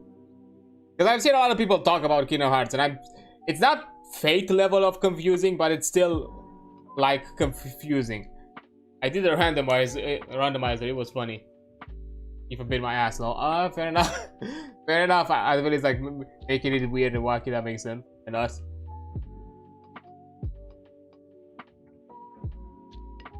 I know it's one of those. It's one of those factors. I'm not even gonna bother. Similar to I'm not gonna bother ever to probably look into the Fate series, because I've just been told that, and I think I'd look at some weird explanation of the Fate series, and I just don't understand how exactly am I supposed to enjoy this IP. My only thing that I've done related to the Fate series is the fucking collab on Honkai Star Rail. Literally, that's my introduction to the series. I knew vaguely about it, but I didn't know the entire concept of the show, of the anime. So literally, Honkai Star Rail has been my introduction to it, and that's all I know. It's confusing, but it's also enjoyable knowing nothing but the surface level info. I suppose, yeah, you also go kind of go without, you know, brain empty, nothing, just no thoughts behind it. Just go and, I don't know, just have Mickey and Hades just do some, yes, I don't know, weird. I've seen like clips and shit like that. It's the mishmash of so many IPs that I don't even, nah, it's weird. Not weird in a bad way, just weird in general. It's just a mix of things that I just, yeah, I've not fully gotten to grasp.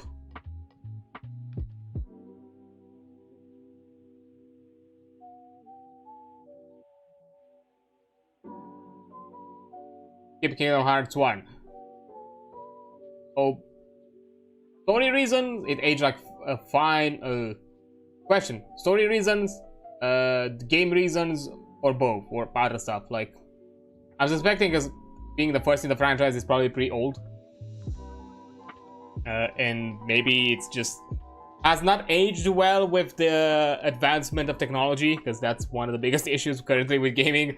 And even if a game is still accessible and preserved to some degree, because of how technology evolves, it's rough. Gameplay. Okay. Yikes. Funky as hell. Okay, got it. Now I'm gonna touch it then. Got that. Gotcha. Yeah, it is a bit of that. Like one of the ones that, even though it's a game that I fucking enjoy, and I'm referring to the OG one because the remaster is absolute garbage of it. The GTA San Andreas, it's already feeling rough on new systems. Because I do have a digital version of the game, aside from the because I have a physical copy, but I also have a digital version. The I think on the Rockstar launcher. And I remember like I installed it once or twice on my current system. It's rough. It's just it feels like it's no longer keeping up with current technology, both as how the game runs and kind of how it feels. And I kind of hate that because it's probably one of my favorite like oldies, not necessarily oldies, but one of my favorite like as a whole, and kind of rough. Handles bad and bosses can BS you. Old game design BS, where for some reason they had to be really complicated or really hard for unknown concepts, and the camera is the worst enemy. Oh, don't tell me it's one of those third-person thingies where you just have where the camera has just a mind of its own and you have no control over it. I hate that. I think I had a complaint with was it Darksiders 1 or 2? I think Darksiders 1. I remember there was like a section that I had to do like some platforming with shenanigans, and literally the camera was positioned in such a way that was impossible for me to understand where the fuck I was positioned to do it properly. It is unfortunate, but it be like that sometimes. Yeah, and I'm talking about the OG because the remaster is absolute garbage. Absolute garbage. Aside from my understanding, it's really badly implemented. Secondly, the quote-unquote graphical overhaul looks like ass. Like, I'm sorry, like I can't believe that Rockstar like looked at the trilogy remastered and be like, yeah, that's what we want. Like literally, you could have just, I believe like you could have probably just taken the Grand Theft Auto 5 engine, like how the fucking GTA 5 is built, and just built it there. I think it would have been better if you just took your time and built it from scratch in GTA 5, I swear. I was like so mad because I was initially excited because it's the OG trilogy, because Vice City and San Andreas are some of the first Grand Theft Autos that I've got into. Vice City, I've never played it fully. I've experienced it kind of secondhand at someone else's house, and I've always like jumped in and played that game.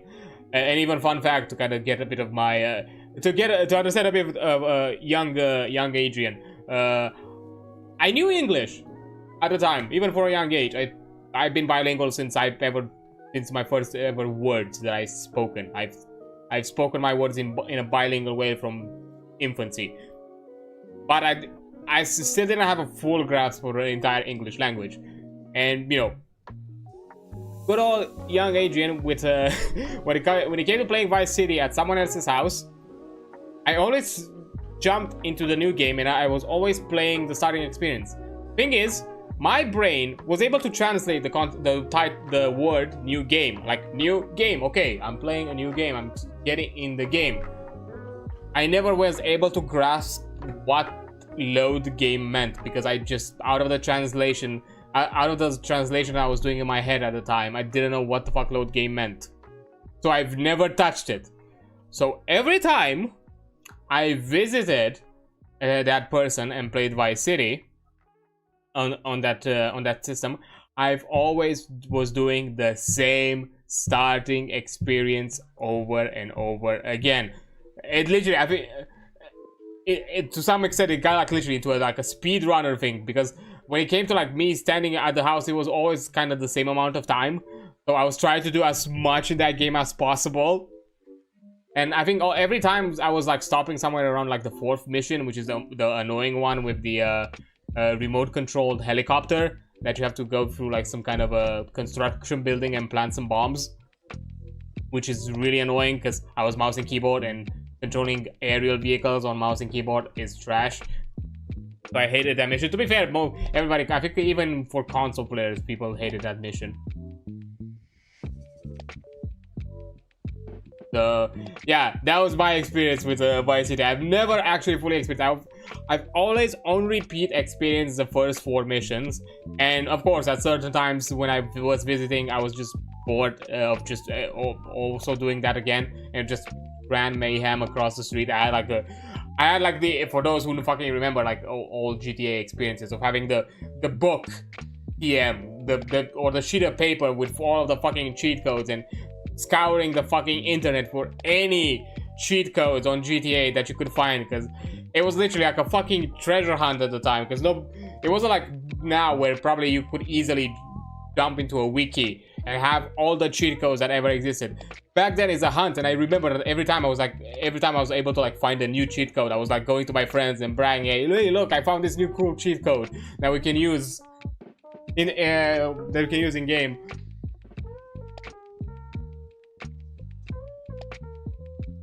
And different experiences, different life. But yeah, weird side tangent of the old games. Like, that's my biggest complaint when it comes to like yeah, preservation is cool, and we should do that. We should definitely 100% do that. I'll have to keep an eye out on what exactly is gonna happen with Stop Killing Games.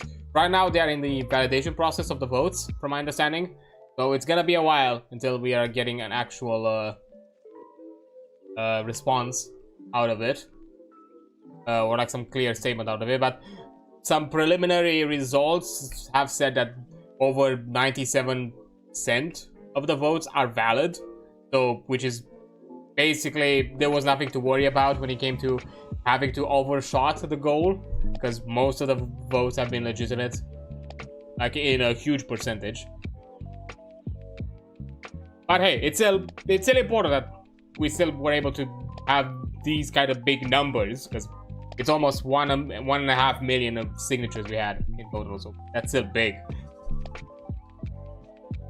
So, you know, so hopefully something kind of is gonna come out of that at some point. But yeah, because even though I got a bit ranty, but it's fine, because I don't think it's gonna be a lot of coverage for the overview section of Bunkers and Badasses for today, so I'm fine to be a bit ranty and just talk about other stuff here as well. But now I'm gonna take a quick break because an ad is about to pop in less than a second, a minute, less than a minute. Brain. So I'm just gonna take a quick break, let the ad run through, and then I'm gonna come back and continue going through this booky little thingy. So yeah, I'll be right back. Okay, there we go. Now that is over. We can continue. Also, don't worry about it, Joe. Have a good luck with whatever you're doing. If you're practicing doing something to work or whatever the hell, just hope that it's going good. Yeah, okay, we just done that quick read. So, what are the main components for Bunkers and Badasses? Yeah, character sheets. Obviously, each Wall Hunter will have a character sheet to record that information about their individual characters. Paper, good for taking notes. Writing implements. Notes are easier to take with one of these, of course. And dice for rolling and cursing. The cursing is an important element. Secondary, optional, not necessary, dice jail or dice punishments are also a good follow-up to have after dice. But again, that's for everyone's preference.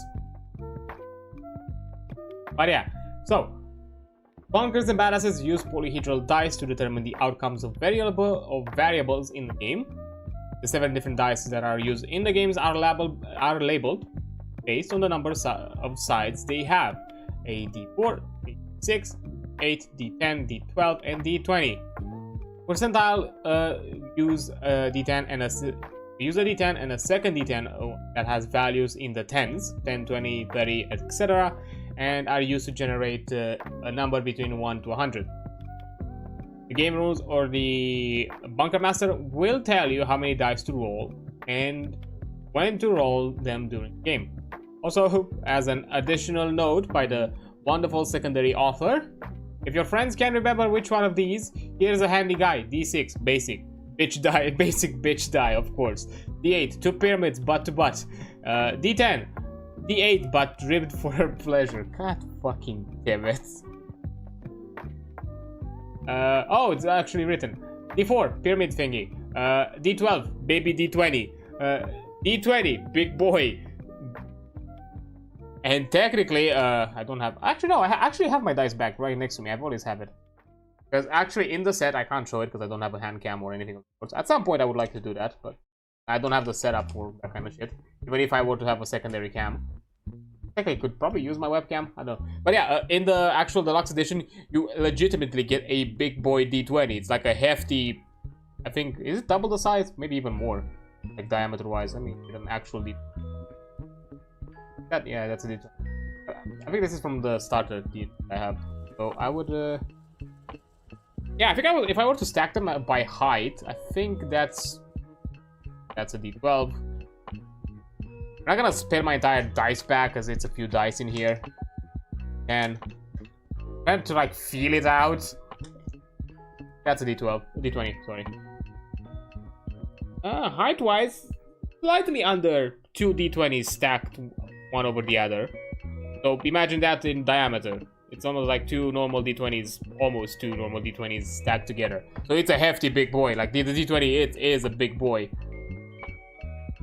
Here, so yeah, that is aside from it, they also have like a normal one. Also, this, I think it's also like a special one because it has like a few. I think it's based on how the guns, all of that kind of work, because it has like a selection of like volt symbols and bombs. I think determine like failures and critical successes. So yeah, I think it's based like some other aspects of the game system, but it's a chunky boy, I can tell you that. But yeah, I hate that. There are gonna be fucking things that I'm gonna say here that is gonna be fucking quoted, I swear, or just somewhere kept for the archives, because goddamn, the pyramids butt to butt. I mean, I guess that's a good way to imagine a D8, although I don't think that's not a 8. Like literally, we have every other dice sketch but a D8. Because that's not a D8. Because it should have 4 sides. This is 5. I'm not mad, right? No, I know my geometry. Yeah, I know my geometry. There's a D8. That's not a D8. That's another D10. Okay, weird. But anyways, the Bunker Master. Each game of Bunkers and Badasses will be helmed by a Bunker Master. Bunker Master has one job and one job only: to make sure that the players have fun. But what about the rules? The game system is nothing without its rules. What are you, a cop? If your players are having fun, you're a good Bunker Master. The end. Honestly, putting aside, you know, witty, jokey one-liners that could hit or not when it comes to humor, this is a good summary when it comes to like general TTRPG. Your job as a Bunker Master is for everyone, yourself included, as a Bunker Master or Game Master, to have fun. So what if it's not within the rules? Who cares? All of you are having fun as a collective, then you do good. You do good. That's it. That's all you need to know. Yeah, period. The end. Full stop. I made the rules. I'm telling you to ignore them if it works better with your player group.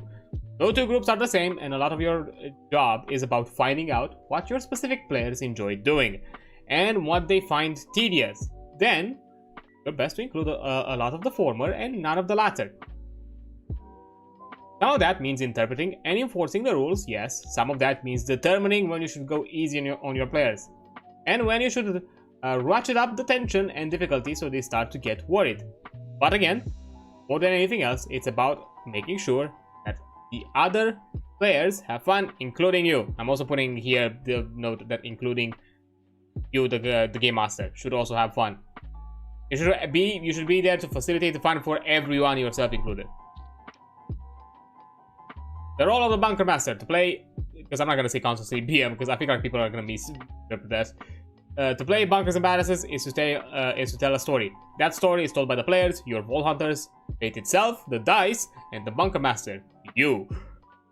Because it's obvious that this book is implying that the Bunker Master is obviously reading it, not the players. I guess it's probably going on that stereotype. you're going to create situations for your players to deal with, and they're going to deal with them in whatever way they see fit, so long as it fits within the bounds of the kind of play you want to encourage.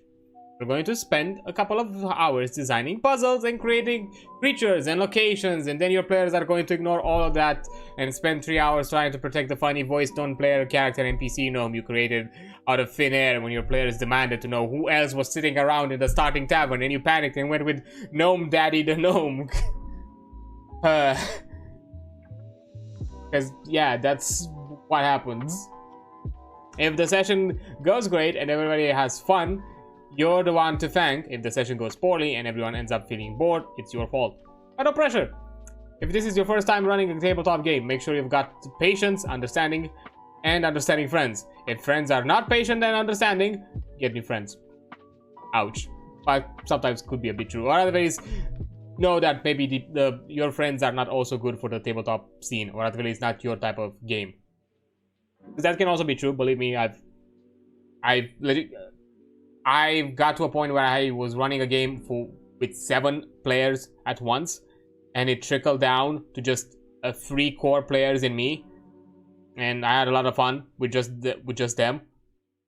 So even though I still hang out and enjoy spending time with the other people, but it's obvious when something is made for a certain type of people and when something is not made for them, and that was completely fine. Nothing bad about it. Like, it's not necessarily that they're bad friends, it's just they may not be fit for the tabletop experience and just for other things to experience together and have fun with. As a bunker master, you'll want to read this entire book and familiarize yourself with the rules. You do not have to have the entire book memorized, just the broad strokes of how combat works and stuff. If you're ever confused about the rule, it's okay to ask everyone to give you a few minutes to flip through the book and find the relevant rule. This is also a good reason to bring snacks to any roleplay session, so your players can distract themselves with caloric intake while you rifle through the pages of this book. Anyway, learn the rules, break the rules, encourage your friends, have fun, and try not to worry too much. And gets to a pretty good summary, and then the secondary component of at the least the secondary player component of the game is the Vault Hunters. Are badasses who shoot stuff and collect stuff from the stuff they shot. Each player in your game will create and embody their own Vault Hunter, taking them on adventures and doing massively irresponsible stuff with them. Each Vault Hunter will be distinct from any other Vault Hunter through a combination of their skills, abilities, stats, loot, and a bunch of other stuff. Don't have to worry about the details now. The role of the player. The player's job is to be the badass. That's it. The player should feel comfortable to take risks, to come up with ideas that are just stupid enough to work, to try out stupid ideas just because they feel like they'd be fun, or funny, or weird, or badass, or all of them as well. Really, their goal is to have fun. That's kind of it, not much about it. So, now, unique mechanics. What makes Bunkers and Badasses different from other RPGs on Pandora? Well, unlike Vault Finder, from default dice, or the recent release from Claptastic Labs, the Rappers Chronicles, Bunkers and Badasses. Rappers Chronicles. Not sure exactly which one that's supposed to. I know what Vault Finder is referencing. That's Pathfinder from default dice. But the Rappers Chronicles? Not sure exactly. I'm not familiar. Maybe somebody's getting that reference. I'm legitimately not. Bunkers and Badasses has several super unique, one of a kind, amazingly awesome game mechanics. Who doesn't love learning new mechanics? Sometimes not the players, because I've had that kind of issue when it comes to people to other systems. So, yeah, the first one, the badass system. When standard attack moves simply aren't enough and a situation calls for some serious out-of-the-box solutions, the badass system can be the saving grace. This is where players can really test the limits of the game and the bunker master, where they can stretch, bend, and break the rules and get rewarded for their efforts. All of that system on later down the line on page 75. Let me hit you with some example of that stuff that badass that's badass enough and that stuff that ain't not badass enough. Roland moves to cover and shoots his rifle at a guy. Lily throws a grenade and the explosion is really big. Krieg does his taxes. Unlikely. Although that would be badass enough, because to be able to for Brick to do that, that's kind of neat, but badass enough. Maya grabs the skeleton knight by the throat, crushing his vertebrae with a tightening of her grip, sensing another skeleton behind her. She turns and hurls the necklace knight at the other battle, tangling the two together in a mess of bones and embarrassment. She throws a grenade at the tangled bodies and turns away just before it explodes. Axton tosses his folded up turret part down the ogre's throat. It travels down the ogre's digestive system in its stomach, at which point it finally unfurls and blows the creature apart from the inside. Salvador points both his guns into the Leopard King's mouth. What's the matter, he asks. Cat got your tongue? And Brick tells his friends that he loves them. Aww. It can be also heartwarming, and you know, being true to your emotions is badass. Mayhem, and mayhem.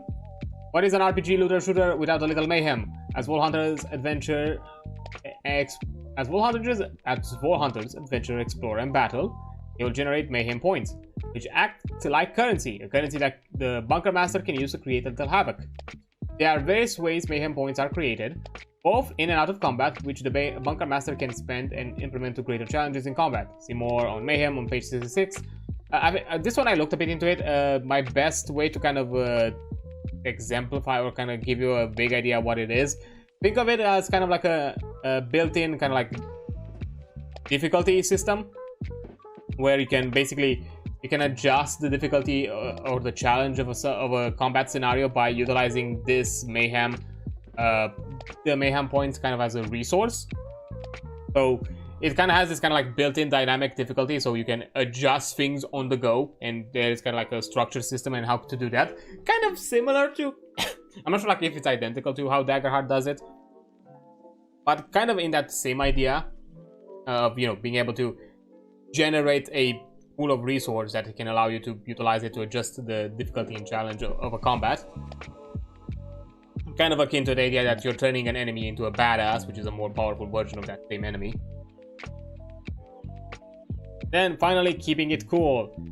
There are two main steps that the Bunker Master can take to make sure that everyone is keeping it cool. First, talk briefly about any topics that players may want to avoid in the game.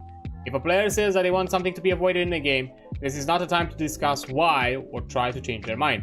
Accommodate their request and move on. Keep it cool. Second is a no dog rule. If something comes up during the game that the group agreed to avoid, or if someone makes a player uncomfortable in any way, a player can declare no dog at any time. When this happens, the person speaking should either rewind or immediately go in a different direction. Remember, keeping it cool means you don't ask why someone wants to move on from a topic. Just keep the game going and everyone will have fun. So I think this kind of, it's like the O's and X's. I think it's basically that, just reflavored or like reworded to kind of fit the setting or fit the kind of writing and theme of Bunkers and Badasses. But I'm pretty sure like it's borderline, I think the zeros and X's to just basically rewind if something crosses a boundary. Which, hey, really cool that they add a few, you know, aspects of, you know, session 0 and this kind of like, you know, when it comes to like consent aspects and consent forms of the system. And finally, how to use this book. This book separates into 3 parts: creating a character, playing the game, and running the game. In the creating a character sections, players will be taken through the steps of creating a new Wall Hunter, all the way from soup to nuts, as they say. Do people say that? From soup to nuts? What that's supposed to mean? I have no idea. Maybe I'm too Eastern European for this. I have no clue. Playing the game includes information helpful for both players and the Bunker Master before starting on the adventure. Running the game has guidance and tools to aid the Bunker Master, whether running a pre-made adventure or creating a new campaign. So yeah, those are like the main general structures, and I think from this point on it literally throws you into creating a Vault Hunter. So from this point on we're getting into many things, but yeah, that's kind of the general overall. It kind of functions similarly to a D20 system, akin to D&D. It has its own little unique spins. Yes, we have a badass system, which is an actual kind of, I think it's kind of a way to turn a game moment into something more interesting, and you can get rewarded by it. And I forgot exactly how the badass system works, so I think I looked into it later. But Mayhem, it's kind of akin to what you've seen in Daggerheart with the, I forgot exactly, the fear tokens. Yeah, the fear tokens that you use in Daggerheart, where you are able to add the challenge or unlock certain abilities or activate certain abilities for certain powerful enemies within a combat scenario to kind of, add this kind of dynamic difficulty. Is like, if the players perform really well, then you can crank up the difficulty to kind of still give them a bit of push and give them a bit of challenge, so it doesn't feel like they're just constantly steamrolling. Like, yeah, the whole point, especially with Bunkers and Badasses as well, you're supposed to be Vault Hunters. You're supposed to be, in most scenarios, badass, gun-tooting, looting-tooting, mercenaries that don't give a fuck about anything around them. But there are moments where, you should still feel like, hey, have a challenge. Roland still died. He was a badass to the very end, but that doesn't mean that he's death avoidant or or avoidant from things going awire. Similarly to how we've seen aspects of Borderlands storytelling and all that. But yeah, sorry for giving you any of your Roland PTSD if that was the case. And also, sorry if I gave you spoilers. Borderlands 2 is like 13 years old. Oh boy, I hate that I had to look at the calendar. I had to look at the year to make the map, because it got released in 2012. But yeah, the game is 12 years old, so 13 years old actually. So you, at this point, if you get spoiled by that, I'm sorry. It is what it is. We're playing Bunkers and Badasses. You should probably expect that, because the whole point actually in the first in the DLC that Bunkers and Badasses was kind of like a coping mechanism and an escapism tool that Tiny Tina was using to kind of get over her grief of Roland's death. So you go and you basically, her image of him and his and basically his parts of him are, quotation mark, are spiritually kind of kept alive by him being a major character of this story and of Wonderlands. Like, cause that was kind of like a whole story beat in the DLC.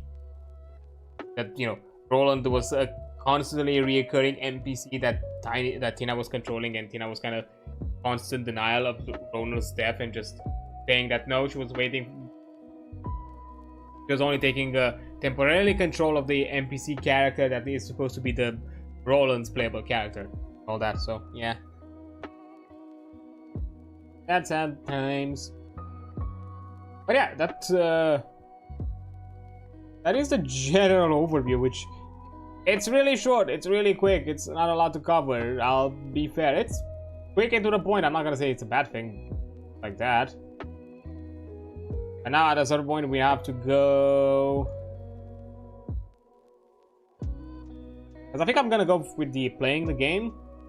I think that'll make the most sense, because I don't think it has a ton of things. Or if it, that's 7 more pages, so it's pretty quick and how to run. So I guess we're just covering the overview and how to run the game today. So we're leaving character creation for next time and game mastery things for afterwards. So that is it correctly paged? It is. And here's Caustic Caverns. It's Caustic Caverns. I'm pretty sure it's a screenshot from the game. It's really pixelated for some reason. I think it's also a bit of, I think, how my PDF got rendered. I'll be fair, I had to edit out a PDF because yeah, when you buy the deluxe edition, which is a physical and you have the physical book, You also receive a PDF, a digital PDF, which is really cool that they give you that included. Problem is, the PDF had my email and full-ass legal name stamped on every single page of this PDF. So I had to find a software that allows me to do like quick PDF edits. I think I found like a website, and literally had to remove my dead-ass full-on manually, to be very specific, because thankfully it was like a PDF element that was like stuck on top of it, so it was easily removable. But literally for every single fucking page, I had to remove my whole ass email and name that was like stamped somewhere around here on every page. I didn't do it recently. I did it like a while ago when I was initially planning to actually cover this, like almost a year ago. This edited PDF, I've had it for a while now, but it might be because of that, and that's why the quality looks a bit maybe jank, or simply because I'm really zoomed in. You can see a bit of the pixelation. I guess you can see a bit of the artifacts, but yeah, I had to edit it out because it had like my full ass legal name on it. So that was kind of that was a big no-no. Considering that, you know, on screen I have the book shown. Yeah.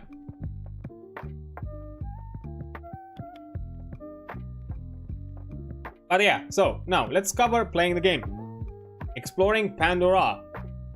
Exploring is one of the most enjoyable things players can do in a tabletop RPG, partially because well-placed sensory details can transport the human mind to wondrous imaginary spaces, and partially because it makes the bunker master panic when they probably didn't prepare anything outside of the one town and 2 dungeons they expected the players to visit. Too real. When I say explore, I don't just mean spatially. Yes, players can poke around different areas to find secret treasures and shops and creatures, but what if they explore a conversation with an NPC and end up discovering way more about their childhood? What if they explore the possibilities afforded to them by a really bizarre magical item that seems useless? In my opinion, tabletop role-playing is at its best when the focus isn't on beating the game, but about simply playing around, walking down the hidden paths, getting sidetracked, and losing yourself in the story. Long story short, players shouldn't be afraid to tell the bunker master that they'd rather check out the tavern than go to kill the big evil boss. You know, completely fair. That doesn't mean that they are absolved the consequences. Again, if you want to add a bit of agency, and if you really want the players to feel like, hey, certain matters are urgent and certain matters should be handled, you can add the element of time that element of, oh, if the players do not deal with this problem, that problem is just going to get worse, or that problem is going to create something bad, and they are going to see the consequences of it. That still can happen, but at the same time, still let them, you know, do whatever the fuck they do. If they still want to ignore them, that's still their thing. That's still their choice. Completely up to them. But yeah, finally, fast travel. Any town or castle or goblin enclave worth its salt will have a fast travel station for itself. Fast travel, which is pronounced fast travel, and not fast travel, because the former sounds more fantasy. Oh, so it's fast travel? Not fast travel? Fast travel? I probably sound like a madman, but yeah, there is like a slight difference. It's fast travel, not fast travel. It's not as enunciated double T. It's just a singular, more non-enunciated T. So fast travel, I think, right? I don't know. I think I'm probably just out here something like a madman and saying, probably for some of you, I'm saying the same fucking thing. But I get it. I guess. Honestly, I think you could have made it more fantasy if you added the comma, like make it elven in a weird bullshit way. I think like that one, make it also write it even in a more fantasy way if that's what you wanted. Yeah, but yeah, it's a magical process by which one touches a fast travel pole, has their body broken down into gajillions of particles. Sorry, my voice left me for a second. And sent through the omnipresent magical ether, and is then recombined in its original form at their destination. Players can use fast travel, instantly move around to locations they have already visited, as the polls are only activated once the players have been there. It's magic. Kind of like the fast travel in Borderlands, where you have to be like in proximity to trigger it. But yeah, the fast travel technically results in the traveler's death, since, after all, your brain and heart stop functioning once they've been broken down into gajillions of tiny pieces. Most who use the fast travel system just try not to think about it. Yeah, don't think about the fast travel system, how exactly it works, and also about how the new U station kind of technically works on the same principle, because you are like a cloned version of your old self. Technically, the real you has died long time ago, but you have still been alive because Hyperion, for some reason, owns a genetic code of you, and it's kind of a bit counterintuitive for the entire storyline of Borderlands 2, because it's canonical in the game that the new U station is actually real and exists and actually can bring people and clone people back to life. And the new stations in Borderlands 2 are owned by Hyperion.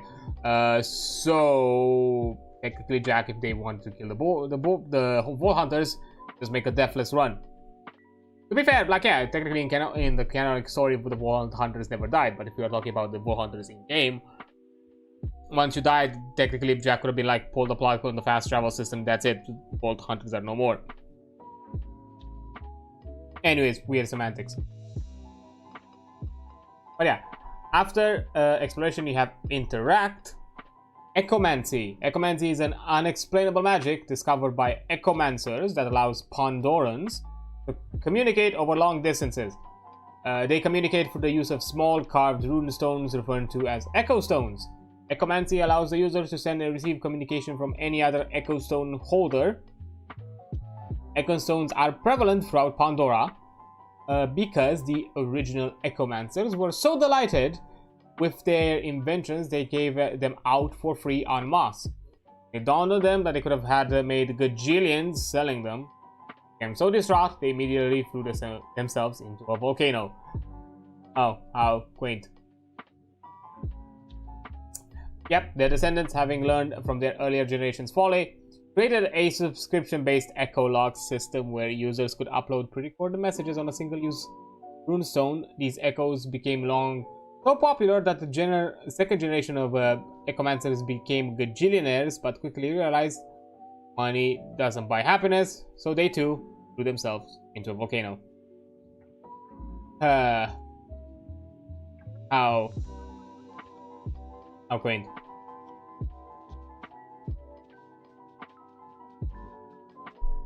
So this is technically a reference to first the echo log or the echo device that you have access to as a Vault Hunter in Borderlands, and these are the echo logs, yeah, which you find in the game as kind of like readables, or like in this case actual audibles. Are they called audibles? Because in game, yeah, readables are the things that the collectibles that you take and you read the context, but other collectibles that are audio based are they called audibles? I've never actually heard the term used, or I heard anybody kind of coining a gamey term for it. Would it be audibles? I don't know. Sounds too copyright infringing, I guess.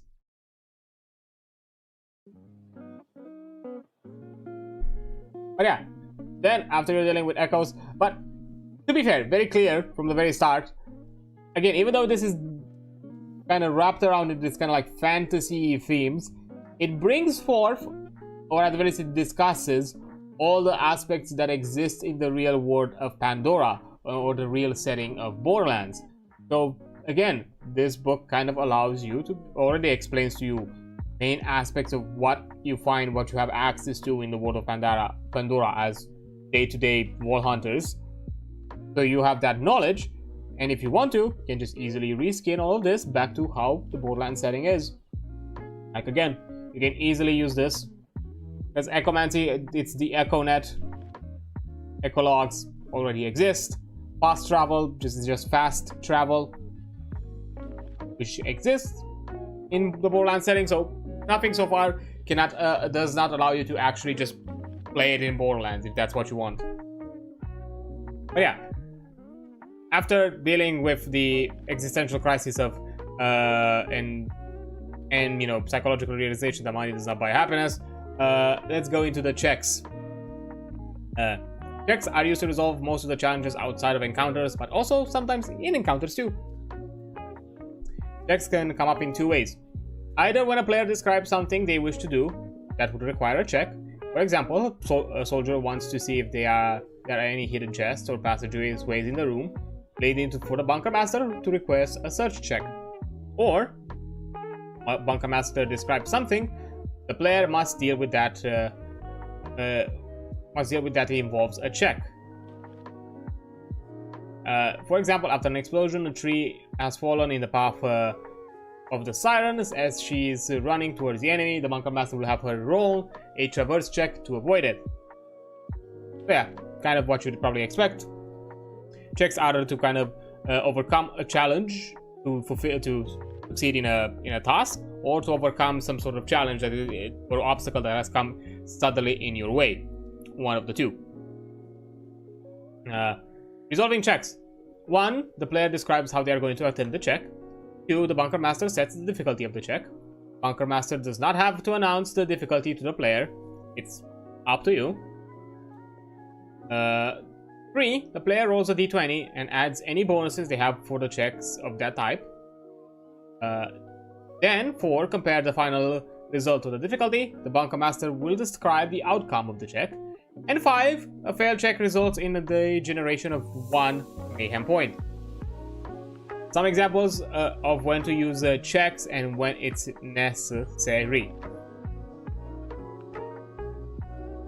So, for example, for interacting, when it comes to check difficulties, picking up an item is a difficulty 5, lifting a gate is a 10, lifting a building is 100. So, when to use interact checks? When picking up a mythical weapon and trying to avoid the trap mechanism. When frantically trying to disable the trap mechanism just trigger. When a Vault Hunter is so hungover that has to do literally anything. Wow. Like you are basically on manual mode on everything.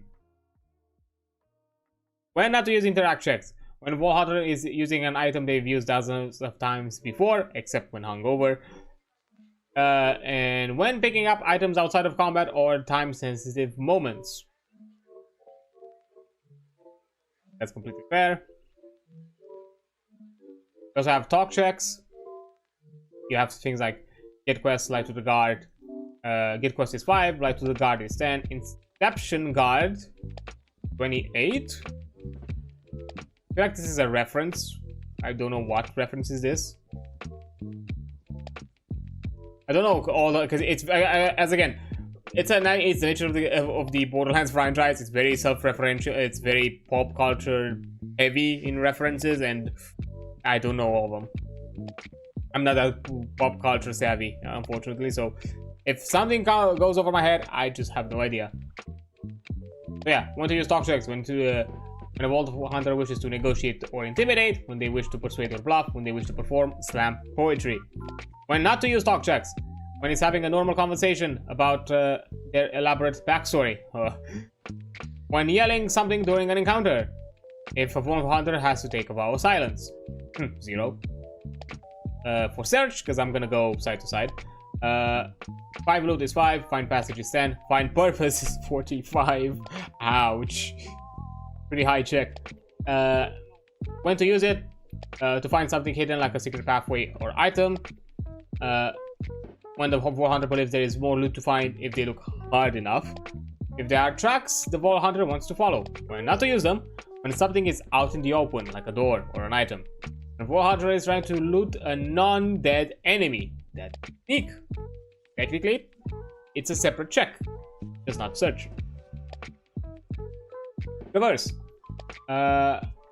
Examples of difficulty: jump a barrel 5, climb a rock 10, rocket jump 25. Damn, soldier has some really high stats if he can rocket jump so consistently.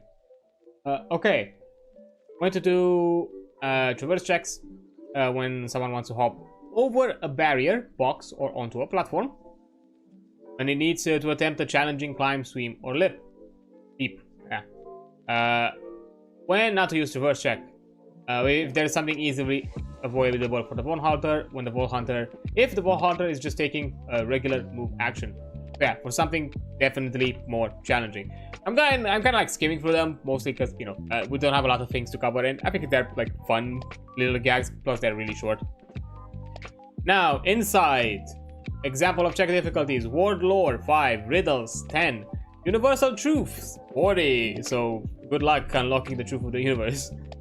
When to use them: when recalling information that might not be remembered correctly, if solving the riddle of a sphinx or similar quizzical creature, when someone is trying to read into the intentions of a person or the creature they see, when not to use insight, when it's using knowledge they talk about often, when remembering an important piece of the campaign you lovingly crafted, when a Vault Hunter is trying to read the intentions of a creature that is currently eating them alive.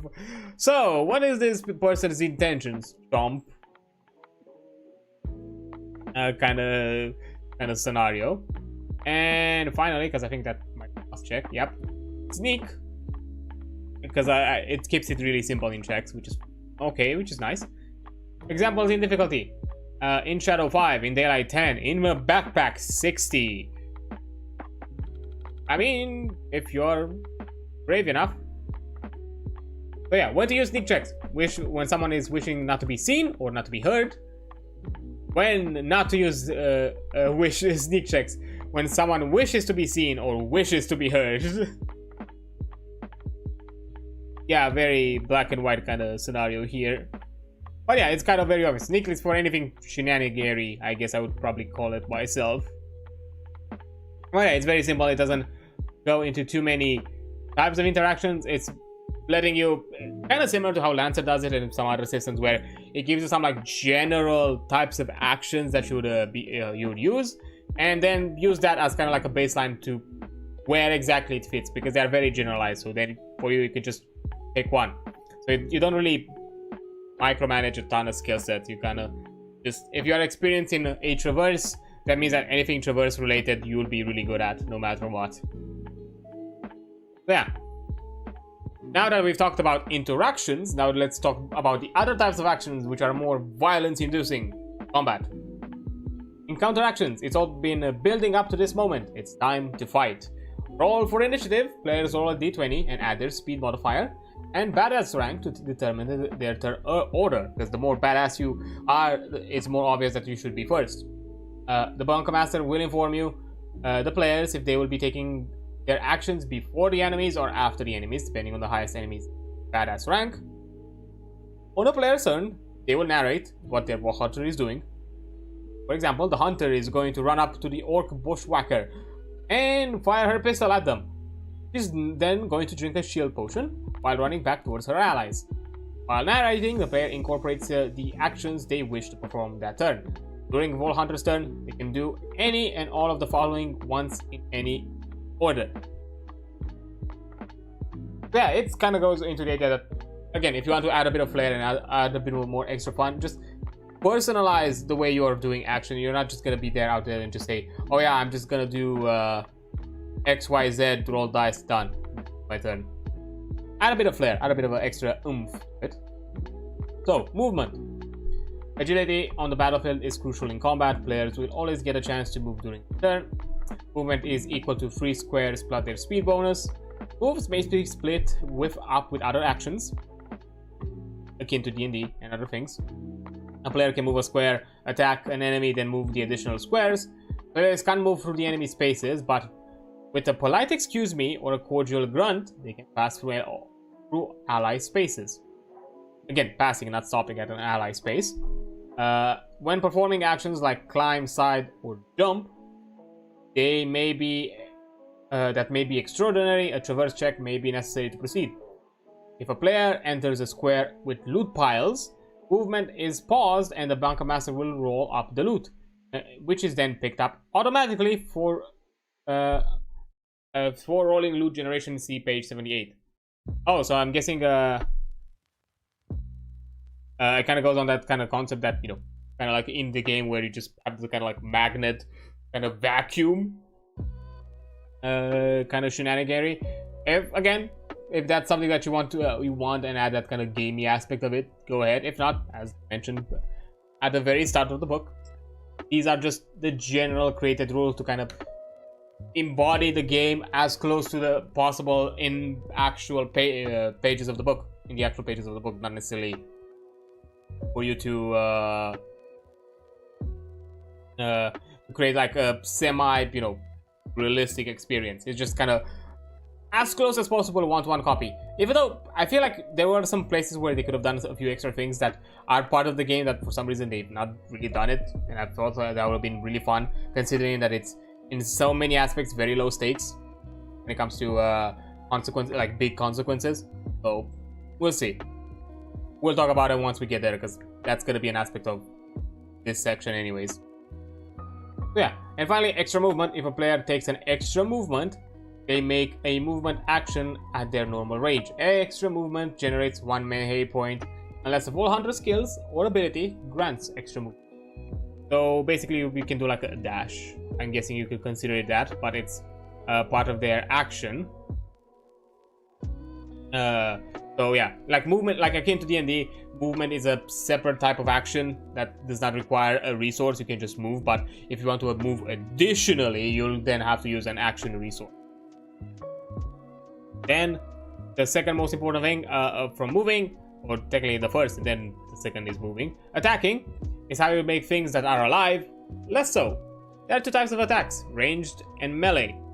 For ranged attacks, you choose a target. The player chooses a target that is within the range of their current gun that can shoot. Gun ranges are listed on the gun card, because yeah, you have gun cards, and the book actually, the deluxe edition actually gives you physical cards, which is neat. And add any other bonuses. With that number total, they consult the accuracy box on the gun card and see how many hits, which is the blue crosshair, and how many crits, which is the red crosshair, kind of the red circle kind of crosshair type, are scored. If a player rolls a natural 1 before modifiers on their accuracy roll, they fail the attack. If the attack fails, the player spends their action reloading, and 1 mayhem point is generated. Then the rest of their turns is unaffected by the reload.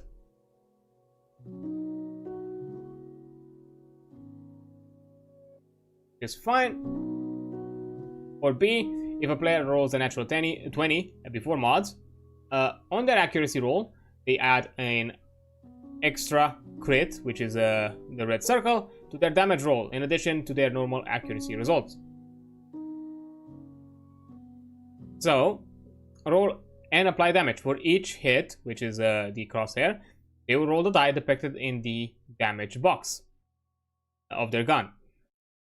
For each crit, they will roll a 1d12. The player totals the sum of all dice rolls, as well as their damage modifier if using a favorite gun type, and any other bonuses. If the gun has an elemental type, all damage dealt will be of that elemental type. The player should announce elemental types when declaring the total damage to the bunker masters. Will then apply the additional effects if necessary.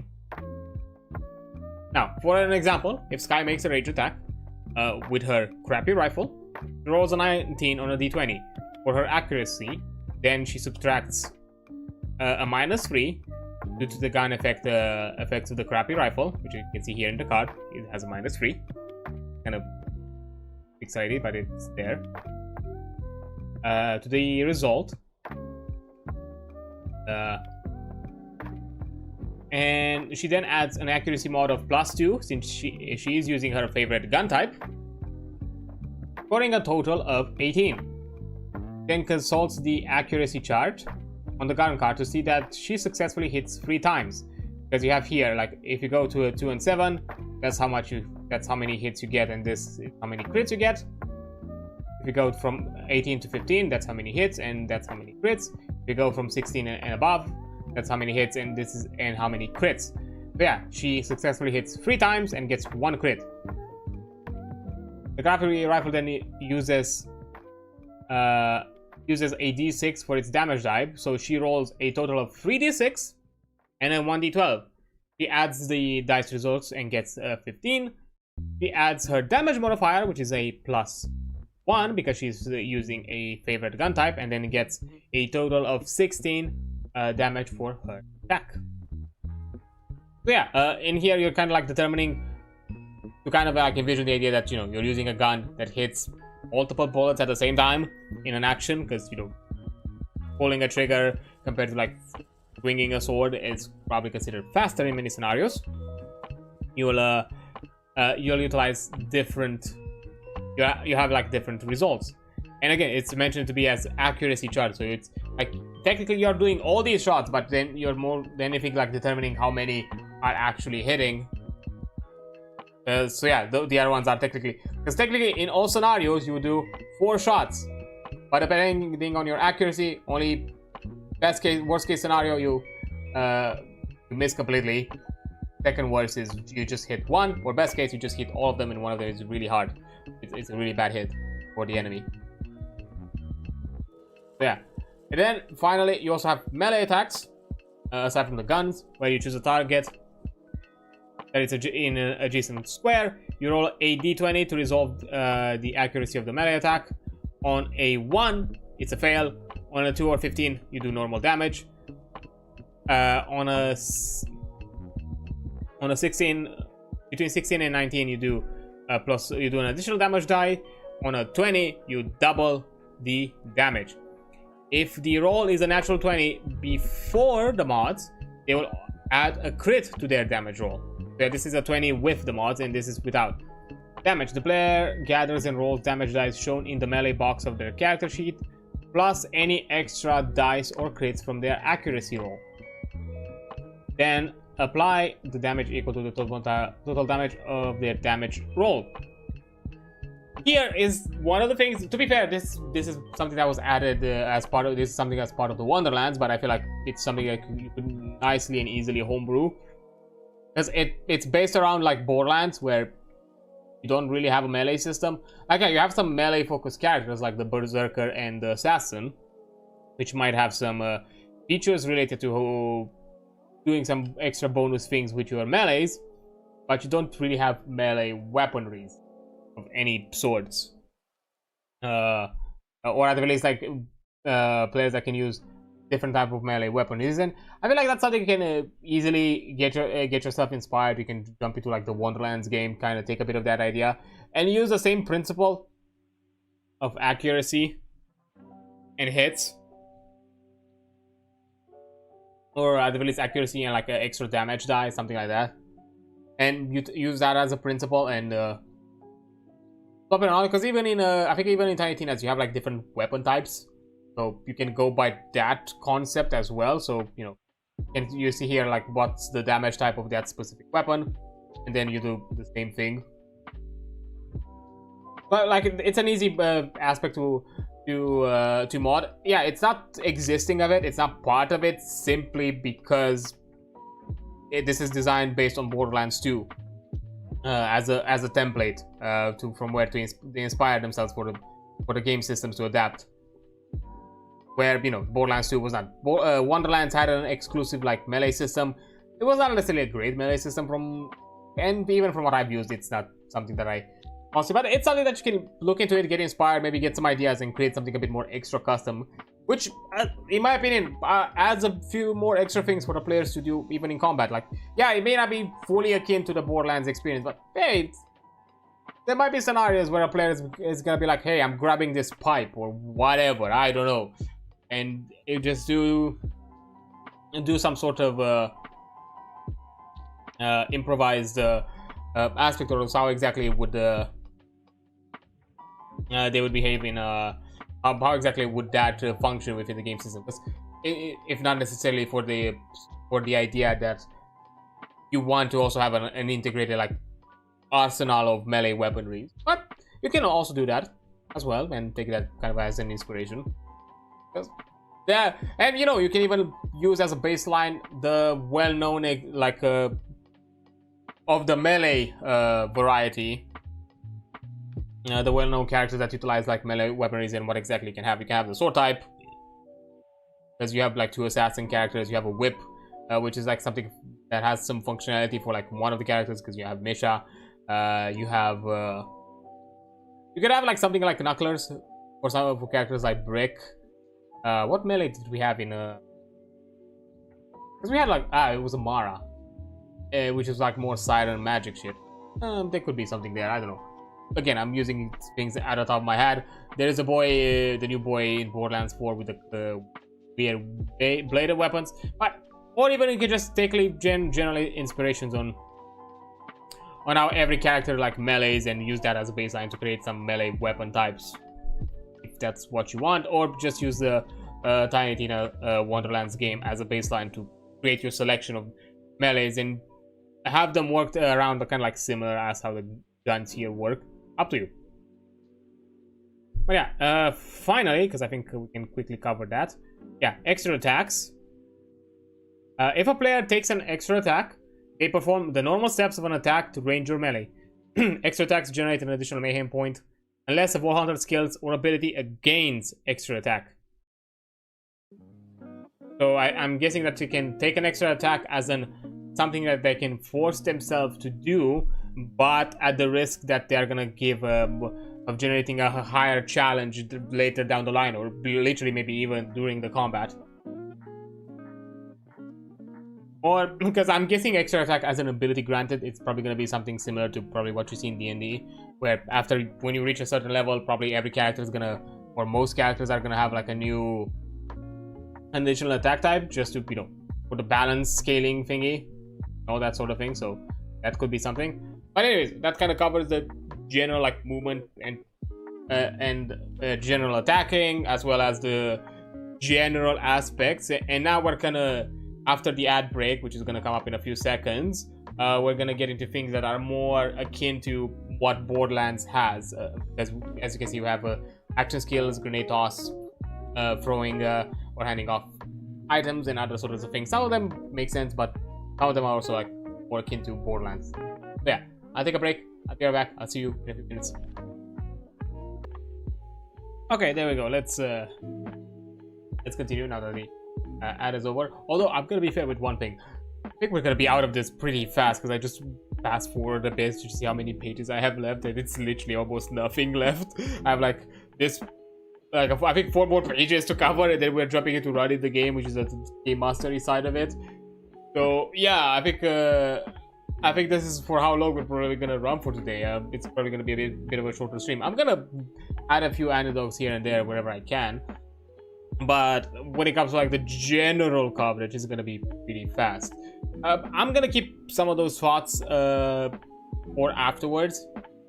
So yeah, let's continue with the combat side of things. We just looked over movement and general like attacking when it comes to what happens in game, and also aspects of, you know, skill checks and all that, which is also pretty straightforward and simplified and understandable. Attacking when it comes to like weaponries is a bit more specific to the system, as you have a kind of like more of a range of how well you attack when you roll than anything else, which I'm pretty sure it's mostly generalized when it comes to ranges, hence why the dice has you know, multiple volt symbols and explosions kind of determine the good rolls and the bads.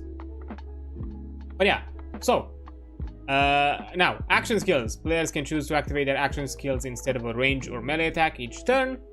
For more information on action skill, look at the page 13 for the classic section. So yeah, that's something specific to class that you're choosing, the Vault Hunter that you have, so which is probably gonna unlock some special ability, and also probably based on the type of ability you have, how often you can use it is determined there. Then you have a grenade toss. At any time during their turn, a Vault Hunter can launch a grenade. Grenade damage is determined by the type of grenade mod a player has. When a player has run out of the one type of a grenade, next time they get a grenade, they have the option to keep their current mod or replace it by rolling for a new one. Page 87. I'm guessing that grenade mods are something more that you kind of quickly collect and get around, and not necessarily having like a stockpile of them.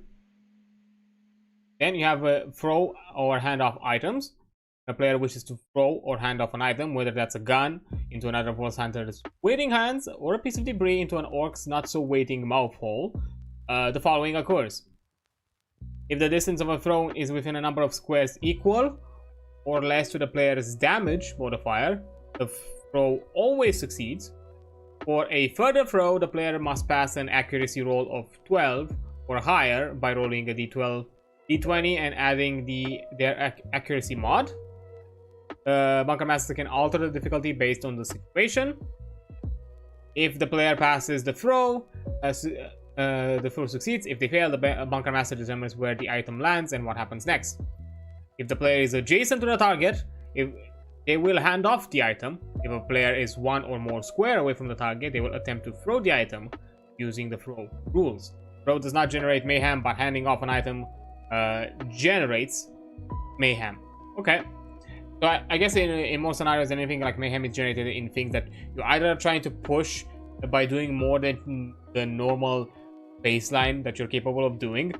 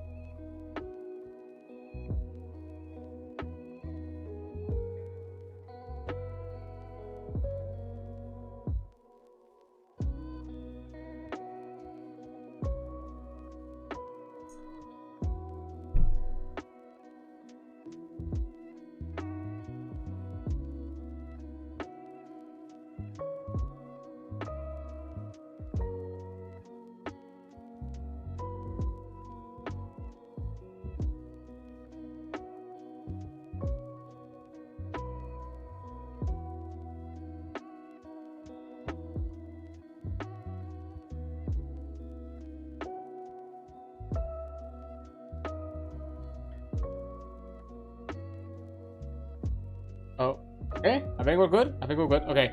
Sorry about that. I initially muted myself because I had to sneeze, and then right after that, my Steam, my app that I use as a stream deck has decided to now all of a sudden like bug out. It's like lagging. It's like insanely, like at an insane rate. Like literally, it started to lag out for some reason. It looks like it's back to its normal thing, I think. Although there might be a possibility that it's got a bit jank, so I have to see. And just probably not gonna touch it. Sorry about that. Just a quick scuff moment as I was trying to just not sneeze on the fucking microphone and you hearing me about it. But yeah. Yeah, the idea that if you're trying to push a bit more than your baseline, or trying to do something that can offer probably an extra benefit, that's how you gain mayhem. Otherwise, if it's something more usual that also requires some sort of effort or some sort of roll, then it's not gonna generate mayhem. I feel like that is kind of like the baseline general rule. Right? As I'm taking a sip, let's also talk about potions and how to drink them. A Vault Hunter may freely drink any potions they have in their inventory at any time during their turn. This immediately grants the benefit of the potions before performing other actions. Players can hold up to 3 potions in their inventory. If they acquire a new potion but their bag is full, they can consume a potion and immediately pick up the new potion or throw it to an ally. The types of potions a player may find are limited only by the imagination of the Bunker Master. The most common of ones are basic health and shield potions. For more potions, see page 83. Yeah, there's a whole ass section. I think it's designed by Tiny Tina of like potions with random ass effects. So yeah, for the fantasy side of it, like this kind of like holding potion thingy is definitely more for the fantasy side of it. If you want to, if you want something more akin to like the Borderlands realistic things, with the health and shield, there is something in game. Like with the health, you have access to the health packs. Even though in Borderlands they are like instant healing. Although in Borderlands 4 they added health items, and technically there's still the OG health kits from Borderlands 1. that you have in your inventory that you can still have here. And shields, the same thing. You have boosters. There are booster shields that you can have to kind of generate shield again. So that's something that you can have. Or additionally, you could probably also have things like damage boosters and all that, because I think it might be something of that sort. I forgot that. Again, I don't know, my knowledge can occasionally be mixed up with like some of the Borderlands modding scene. I don't remember if there was like boosters or like any legendary doll shield that generated like, that dropped like damage boosters. I don't remember, or if that just was something like for the modding scene. I don't fully remember, but again, you can justify it within some reason. Yeah, I don't know if the game mentions something about like shields as an actual item that you have, but if you don't have shields as an actual item, you could probably start getting a bit of an idea of how to homebrew them and maybe use one of those slots to be a shield slot instead. And who knows, maybe you can use those free slots to be something else, like something more akin to Borderlands. Like in Borderlands 2, you have the relics, the shields, aside from like grenade mods, and just have one consumable slot instead. Just maybe 2 consumable slots and an additional equipment slot of some sorts. That's something that you could do. But yeah. Then, swap guns. A ball hunter always needs the right tool for the job. Most of the time, that tool is a better gun. Players can have a total of 3 active guns and unlimited inactive guns. Inactive guns can't be accessed during combat. Players can, however, switch between their active guns in a battle at a cost of 1 mayhem point. Fair enough. So that's kind of a way for you to kind of generate and use mayhem points. Then perform a check. Any of the 6 checks could potentially come in combat. A player may need to traverse over obstacles or get insights into the motivation of an enemy. He may need to interact with the corrosive barrel or search for a more creative weapon. He could attempt to sneak upon the target or talk to the boss out of killing them. No chance that works. Like non-combat checks, the Bunker Master will adjudicate the outcome of combat checks. 1 mayhem point is generating for attempting a check, and an additional point is gained if the player fails the check.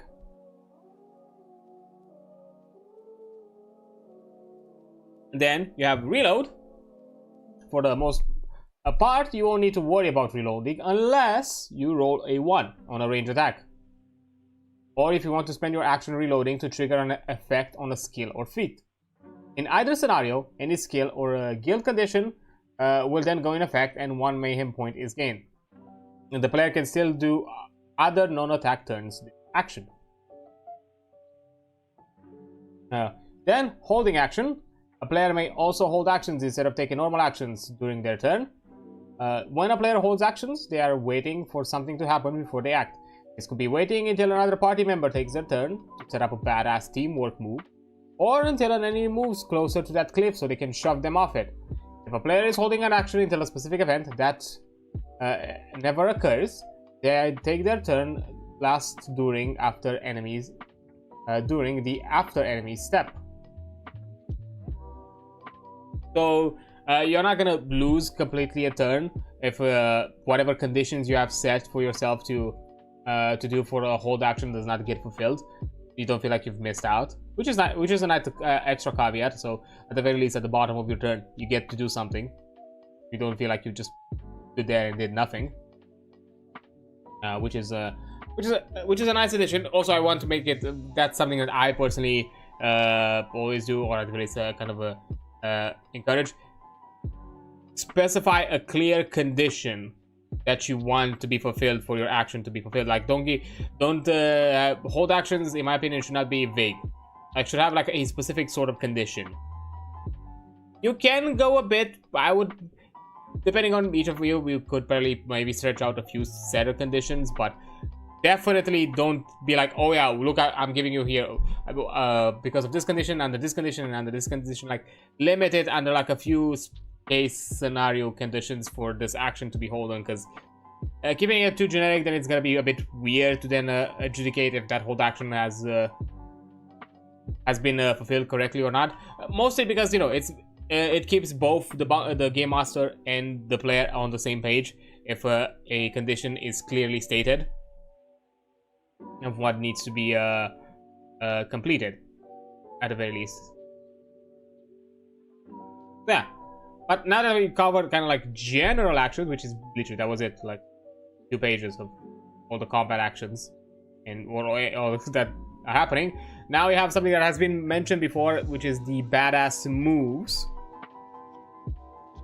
Outside of the realm of your normal actions, the badass move is for all those do-or-die moments during a fight. When a player has a brilliant, stupid, courageous, or nonsensical idea and desperately wants it to be put in action, they'll be using a badass move. If they succeed, they'll get a bunch of stat buffs and feel like they could take on the world. If they fail, well, it's gonna hurt. The player begins a badass move by describing in detail what they want to do on their turn, including all the actions required to make the badass move happen, movements, attacks, perform checks, etc., while being as descriptive as possible. If the Vault Hunter has any catchphrases or one-liners, they should absolutely feel free to pepper those in too. Bunker Master is the final determination on whether the turn described is badass enough to qualify as a badass move. If they deem worth it, will then assign a difficulty level on the move. Now, the badass die. The badass die is similar to a d20, but with higher highs and lower lows. A standard d20 has numbers 1 to 20, each represented once. The badass d20 has 3 1s and 3 20s, with the others filling their normal spots. Roll a standard d20 with the following changes. On a 1, 2, or 3, the roll equals to 1. On a 18, 19, or 20, the roll equals to 20. And here comes the big chunker badass die that I have, because that was like the chunker big d20 that I have. It's literally that. There are 3 bombs and 3 vault symbols, and all of those represent that. The vault symbols are the 20s and the bombs are the 1s.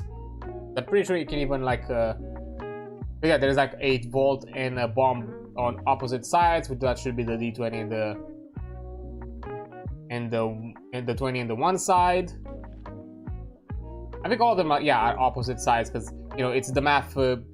If you've seen a lot of d20s and other dice kind of go with this pattern where the face directly opposite to directly underneath the one on top should if summed together should be equal to the highest number added with the lowest. So let's say for example you have a d20, your highest is 20, your lowest is 1, so the total sum is 21. So the top face and the bottom face, as the dice sits, should always sum up to 21. So you know you have 20 on top, 1 on bottom, then you have 19 on top and 2 on bottom, that kind of thing. So yeah, and I just failed. I just did a roll of that badass die. Yay, good signs for me. It's not necessarily a rule, but it's something that I've seen with a lot of like polyhedral dice that they on all types of dice, not just a d20. Well, of course, all types of dice where that kind of thing can be doable. I suppose I should probably say, although on technically all of them, because one face, the top face should have a bottom face. You know, easiest one again to say is a d6. 6 above, 1 below, so it's always the sum is always 7. 3 and up, 2 and 5, 3 and 4, that sort of thing. But yeah, anyways, weird kind of observation note. Again, it's not a rule. I've seen dice that don't necessarily follow this rule, but to me, I don't know, it's the one that I kind of personally like. It has like a weird, I don't know, OCD-ness, symmetry-ness to it that I kind of enjoy personally, so that's kind of why I like it. But yeah, so we've determined what a badass die is. Now, assists. Any party member can assist a player in their badass move by sacrificing their turn and joining the shenanigans. Based on the declared badass move of the first player, the assisting player describes what additional moves they are adding into the mix to help the teammate. Again, it is up to the Bunker Master to decide if the assist adds any badassitude to the situation, which is a real word, by the way. the badass bunker or badass dude. Don't ever question Mr. Torg about it. Along with the initiating player, all assisting players roll a badass die and add the values, and the values are totaled. So the more players participate, the higher the DC should probably get. The player rolls, well, not necessarily, but the player rolls the badass dice and adds their badass rank to the roll. If assisted, all allies assisting the player will roll the badass die as well, adding their badass rank to the roll. All rolls are then added together to the final result and check against the difficulty. Now, results. If the player succeeds at rolling equally to or higher than the badass difficulty, the player walks through the actions laid out in their description and performs them using their badass stats. Any actions from assists are also resolved using the badass stats. But all other actions for the round do not get the benefit of the badass stats for assisting players. For example, after a successful badass move, if the enemy is still alive and retaliates, the player who successfully performed the badass move will get to dodge the attack using their speed stat instead of their speed modifier. But any player who assisted the badass move will not get a benefit. So basically you are describing a set of actions that will then basically enhance the following actions that you have described in your kind of role-played badass moment. That's kind of why you're doing a badass move, so you can do something really crazy and all the attacks, all the movement, all the things that you do get improved. So basically you're kind of buffing yourself for the next for the current turn. If the player fails by rolling less than the badass difficulty, the Bunker Master relays in horrific detail the shameful outcome, and the player continues to use teeny tiny stats mods for their action rolls. The failure also generates one mayhem point for the Bunker Master to use their nefarious schemes later on. So again, this is mayhem points are a resource that can be generated both by the players and the players can use them, but they have their own pool, or by the Bunker Master and they have their own pool as well. Badass tokens. Whether a player succeeds or fails the move, they are awarded with badass tokens for the attempt. Use the chart below to determine the number of badass tokens each player gets. For a successful move, the initiating player gets 4 badass ones, badass tokens, and every assisting player gets 2 of them. For unsuccessful badass moves, the initiating player gets 2 of them, the assistants get 1, and there's also a mayhem point generated, which I'm suspecting it's also get by the player that initiated the badass move and not the assisting player. So yeah, spending badass tokens. By attempting or executing badass moves, players can earn badass tokens. Tokens can also be earned through certain class and archetype features. These tokens can be used in a couple of ways. They can be spent by any player in a party to add a +1 20 roll, including non-combat checks. They can also be spent to do an additional badass move. To do an additional badass move in an encounter, each player gets 1 badass move per Pandoran day, but can spend tokens to do an additional one. Each extra badass move costs an additional token cumulatively. So one extra move costs 1 token, the next one costs 2 tokens, and then 3, and so on. So you can't just constantly spam badass moves. It's something that you have to carefully think when you want to use it during the combat scenarios. Then increasing badass rank. The Bunker Master then decides when the group's badass ranks increases, much like experience, it's shared. The badass rank will increase as a group. A Vol Hunter's badass rank is used to determine initiative and when making badass rolls. So the more awesome, cool, badass things the players start doing, the bigger that badass rank is gonna get as a whole. So even if you're not so it's important to, so basically it's a system that encourages you to do this thing as often and also to assist your players, because if if let's say a bunker master is a bit more methodical or a bit more technical about it, where they will take in account how often you are successful with your badass moves, they might increase your rank. So, you know, that also kind of encourages you know, that kind of also encourages the players to assist others in successful badass ranks. Then, finally, after, you know, having dealt with all those shenanigans, there's also the other aspect that happens in combat. Aside from you attacking, it's also you receiving the hurt, not just giving it. Yeah, no taking damage. No players can avoid it forever. Sometimes they're just gonna take some damage. Shields take the first damage, and once shields are depleted, health is impacted. Like shields, health doesn't normally regenerate during a fight. If a player runs out of health, they die, obviously. Death. On Pandora, nothing is forever, not even death. If a Vault Hunter dies, they simply respawn at the last Brew You Cauldron they passed, respawning the players to full health and shields. But it's not all rainbows and sunshines. They always have a price to pay. So, to get a bit into details, the Brew You Cauldrons.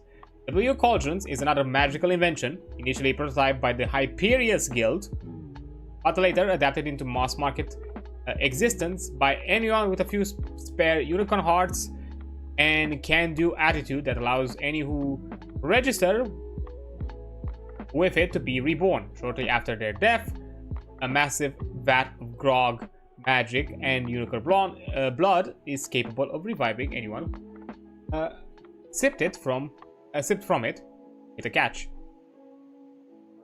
More often than not, the Brew You revivification process does not go smoothly. Those who are revived come back with some form of trauma, which usually only lasts until the end of the day, assuming that the death that preceded the revivification was not particularly gruesome. Respawning can be very costly as well, resulting in loss of 10% of a player's total gold. The Brew You Cauldron are expensive to obtain. Definitely not at all a weird subscription medicine thing. If said death was particularly gruesome, the trauma suffered by the revived Vault Hunter is permanent. So again, it's something that I guess it's up for you to decide with your players about it. Knowing that a Brew You Cauldron exists, the players may be tempted to behave recklessly and treat death as if it does not matter. So as long as this causes them to do things that are badass or stupid or hilarious, isn't such a big deal. The almighty Bunker Master can always find a reason to temporarily shut down the Brew You. Beware. If a player respawns at the Brew You during an encounter, the Bunker Master will determine how many turns before they return to the combat area. So, traumas. The two types of traumas are temporary and permanent. Traumas are either have immediate effects that last only until the end of the current day, whereas permanent ones have more long-lasting impact, even potentially changing how a Vault Hunter plays the game going forward. There's a trauma table later down the line. But yeah, that kind of covers death. Of course, this is where I say that to some extent it's not as consequential. It's very low stakes of a system. And definitely a bit built on slightly on the power fantasy, because at the end of the day you are Vault Hunters, and that's kind of part of it. And as I mentioned here, like, yeah, one of the easy solutions is if you really want to add a bit more risk and add a bit more aspects of it, you can definitely make the concept of the Brew You station be more limiting, or at the very least have something interesting about it. Maybe Brew You stations are a bit more localized, are not as widespread. Maybe they have like an effective range, so if you are out of the range of effectiveness of Brew You stations, you cannot be revived by them. Or, you know, if you truly want to add stakes, you simply can just not have them and not be part of the game system. Completely fine, in my opinion. You know, you can also spice it up in other ways as well, so that's completely alright also. Then, again, you can also like homebrew things, mix around, mix and match, maybe make most traumas permanent, they're necessarily just temporary. And other ways for, you know, the temporary traumas, and other ways for players to escape death. for example, me personally, because it's not mentioned here, and it's a big aspect of the game, and I'm kind of surprised considering that how kind of zealous they've been to kind of interpret most aspects of the game into some way in the game within the tabletop system. This is one they didn't do it. The second wind system. The aspect of you being at death's door and performing some sort of final kill or some way for the players to assist you to be able to be revived or be put back on your feet. So why not do that? Homebrew some sort of because I've even had the idea of kind of homebrewing a second wind system where the Vault Hunter is a bit limited in actions. Like the movement most likely might be halved, or who knows, maybe they can only use the speed modifier, but even that one is heavily hindered as well, because in the second wind in game you don't have a lot of movement. Maybe they can only take a gun action, like they can only shoot, and you know, you have, I don't know, a set of turns. Maybe you have a turn before you die, maybe you have a selection of turns before you and you drop dead. You could have something like you know, you start it could be something akin to how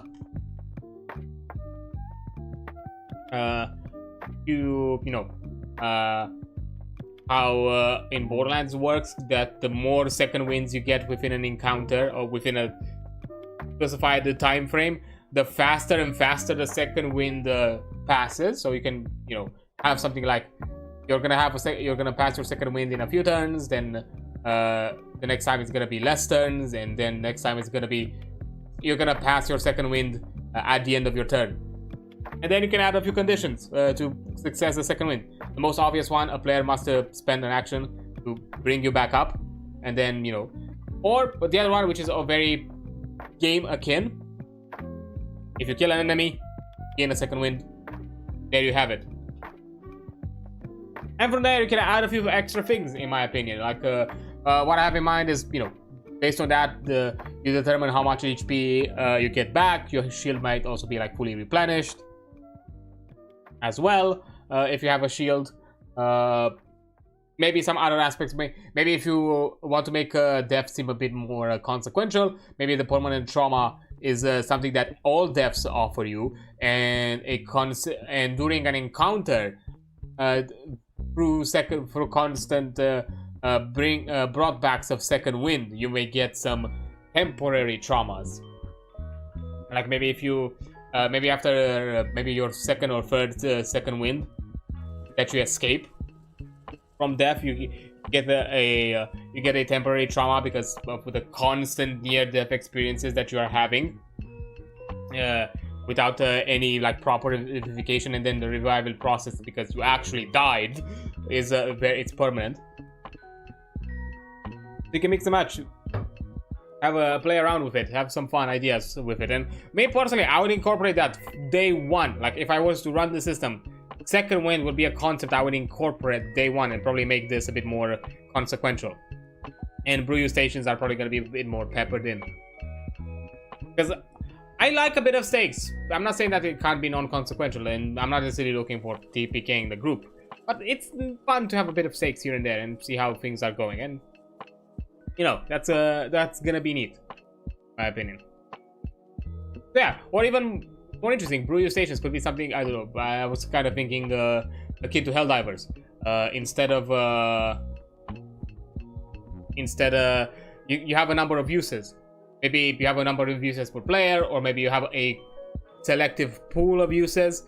Then once those uses are expended, then that specific brew station will be inert until maybe the next day. But of course, other existing brew stations in other places can still be active, can still be used. So I don't know. You can think around on different sort of ideas to experiment and try different things. So you can add a bit of consequence. You can add a bit of risk to this, and not necessarily just let the players constantly be willy-nilly about it. And of course, there's gonna be probably humorous moments. Like Borderlands has been known, at least Borderlands 2 had a few moments where, you know, the concept of, you know, throwing yourself off a volcano to make your character die to be a part of certain quests. So, you know, I'm not saying to fully remove it. Like if there are like occasional fun scenarios where this the concept of your the non-consequential death to some extent is fun to you, then keep it.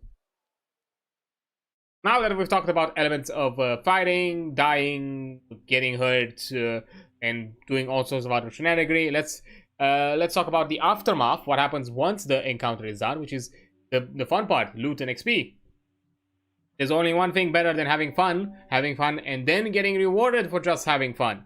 By playing Bunkers and Badasses, Vault Hunters will earn loot, as in brand new guns and gear, and XP, as in imaginary currency that abstracts the idea of experience into an easily tracked numerical value, thus providing a sense of certitude and progress that we all desperately yearn for in our daily lives. Thanks for the existentialism, I guess. Thanks. But first, loot. When creatures die on Pandora, their bodies explode with loot. The more difficult the enemy, the bigger the loot explosion. Nobody knows why this happens. Anyone who thinks too hard about it tends to suffer a sudden brain aneurysm and die. Don't think about the logistics. Everybody is a piñata of loot. Just look at it that way. So don't think too hard about it. So, types of loot. Gold, used to purchase things that won't make you happy, with which you can impress people you do not like. Guns, the reason you're here. Shields, the opposite of guns. Grenades, solve any in all cases of not currently explode dangerous. Okay. Potions, keep them, drink them, they're all around and they make a party better. And relics for beefing up one's skill, such that one might have an easier time paying on one's bills. Rough one. But yeah, those are general like types of gear, and of course, as you find them, you're gonna have aspects of them. So finally, as you collect enough loot and experience, and more importantly experience, there's also the aspect of leveling up. Each time a Vault Hunter fills all 10 segments of their XP bar, which with the requisite experience, they level up. So this is more of a statted XP system than necessarily a milestone one, but you know, milestones can easily be just brought in by yourself if that's what you want instead. Completely fine. But it also offers you like a numerical way of keeping track of XP. When a Vault Hunter levels up, they get to do several exciting things. First, they change their level on their character sheet. Second, erase all previously earned XP and change the XP bar segment. If their new level requires a new segment value. Third, and the most exciting, they get to accept their rewards. To figure out what those rewards are, consult their archetype tree, which are in pages 20 to 26. So that's something that it's more akin to the type of archetypes and classes and characters that you have designed. But here are possible rewards. Skill points. Each level comes with a skill point to spend in the skill tree. At level 1, only the first tier of skills are available. Once the first skill is selected in a tier, the next skill tree tier is unlocked. The player can mark the lock icon on their next tier to signal that they can now place skill points in that tier. Skill level, or SL, corresponds to their amount of skill points that are in that skill. For example, if a player has 2 skill points in a skill, it is considered SL2. Most skills can have up to a total of 3 skill points applied to them, while others can only have only a single skill point. So it really depends. It's very similar to how Borderlands in general has the skill tree system. It's just a bit more simplified, that you don't have to invest as many skill points into the character. Also because I'm pretty sure the leveling, the capstone level is not to the level of Borderlands. I think it's around 20 as most D20 systems. Then health. Each level there is an increase to max health. Players roll their melee die and add their MST. I'm not sure exactly modifier to the result. Players then add that number to their max health and the current health. No full heals here. So when you level up, you're not fully healed. So nah, you'll have to deal with that consequence. Then archetype feats.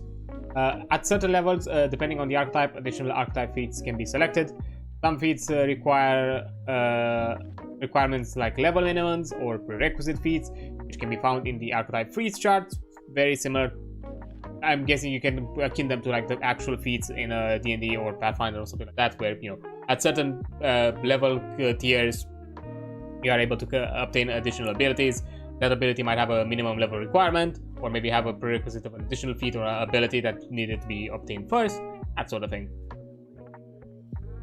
And other possible rewards can also be a plus in stats. Some levels comes with a stat increase. They could be a general +1 in stat, or a specific type of stat like +1 in speed.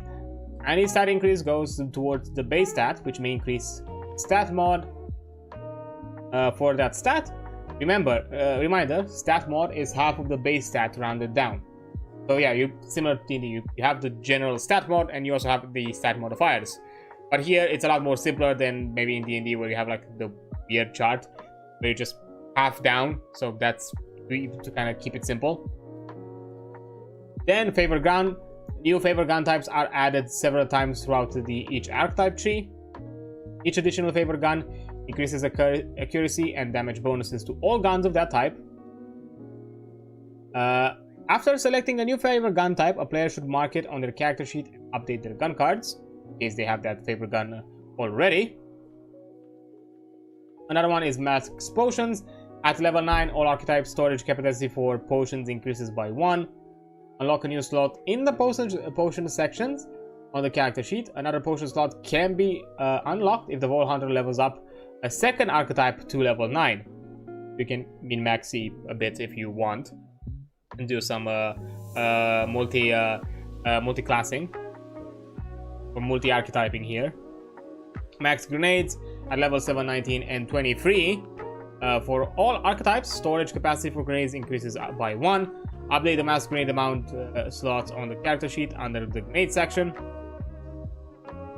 And I'm also suspecting that you can do again a similar thing, where if you have a second archetype that levels up at those tiers, they also gain the slot. And crit damage. If an archetype levels adds crit damage, the player should make a note of the bonus damage in the skills and feats sections on their character sheet, and possibly only on any equipped gun cards. Any crit performed will gain the added bonus damage, so they might get an increase in crit. So, you know, increase in being even more deadly. And finally, second archetype. Once a player reaches level 5, they can choose to level up a second archetype. By leveling 2 different archetypes, the player will have more versatility, but they may sacrifice archetype mastery. If a second archetype is selected, the player has the option of which archetype to apply the level increase. The combined archetype levels make up the Wall Hunter's level. So if a player is a level 3 Deadeye and a level 5 Enforcer, they have a Wall Hunter level of 8. Yeah, very similar-ish here to D&D and multiclassing and all that kind of thing. And that kind of covers the general how the game runs without adding too much complexity, which honestly I think it's completely fine.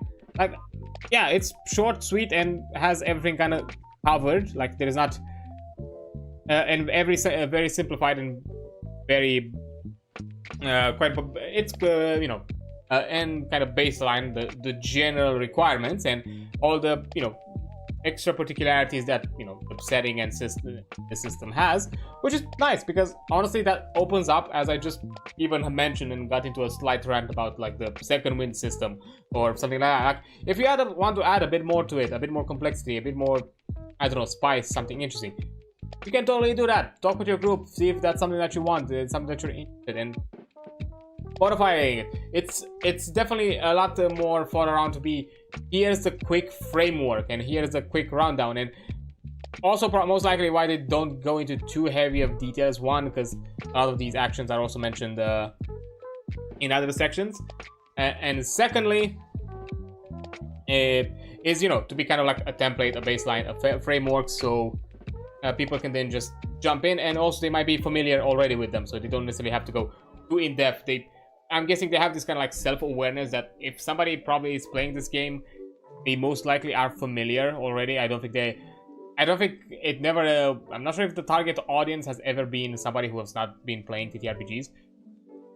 Although I'm not saying that it doesn't cover at least the baseline that a book should cover when it comes to understanding the rule sets and what to do with dice. It's a lot more quick and to the point and simple. It doesn't go into high descriptives about it, about each aspect of what exactly the die mean, what exactly you're attacking, how you have resources and all that kind of thing. You just have a few things to do, which is completely fine. From my understanding, you have movement, you have attacking as an action, or if you want, instead of attacking, you can also do a skill check instead. So that's completely fine. Or in some cases, a skill check may come up for other reasons, and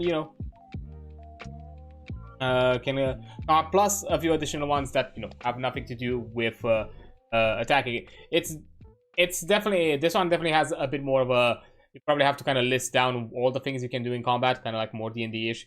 It doesn't necessarily function on the resource system that that Pathfinder has, where you have the three action systems, and you can choose what and which. No, you can move, you can attack, you can throw a grenade, you can use an action skill instead of attacking. You can throw an offhand. Although I think you can probably quickly homebrew how exactly to add these into like a static kind of like quick referential kind of like resource system, so that way the players can kind of understand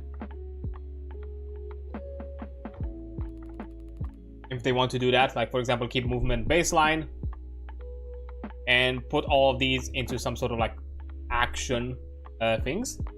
Hello there, how's it going? Hope your day is fine and enjoying yourself. What are you making? I'm not making anything. I'm just talking about the Bunkers and Badasses tabletop system. I was just going over the chapter for playing the game, as we also take a quick look at the overview. And I was kind of like just summarizing a few of the aspects of the system. But yeah, but also very short, in case maybe I'm saying the Bunkers and Badasses and you don't understand what that means. But based on the stream category, it's a tabletop role-playing game, a TTRPG akin to D&D and other systems, Pathfinder, Vampire the Masquerade. This one is a lot closer to Dungeons and Dragons and Pathfinder, because it's a D20 system, and it's obviously inspired by it, hence the name Bunkers and Badasses. It has a similar alliteration to Dungeons and Dragons, so it's quite obvious that it's kind of like a nod towards it. But yeah, that's kind of, I was just kind of having a quick overview discussion of what I just covered, because I looked at the general introduction and also went through all the chapters for playing. But that's probably all that I'm gonna cover for today, because it's a lot shorter, it's a lot sweeter, I guess, than the other ones. And I think even running the game, like, let's quickly skim through it. So it's 1, 2, 3, 4, 5. I think this one is a bit lengthier. 6.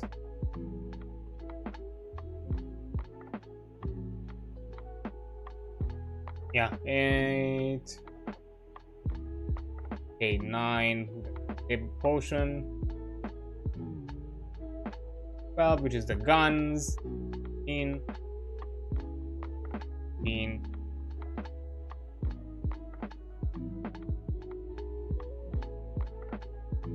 15. To be fair, now this is just a compendium with all the enemy lists, so it's probably even shorter than this, because I'll probably not go through the enemies. Well, I would say probably less than 20. Let's put it on average 30 pages worth for the running a game, which I think we can cover next time. So that's completely fine.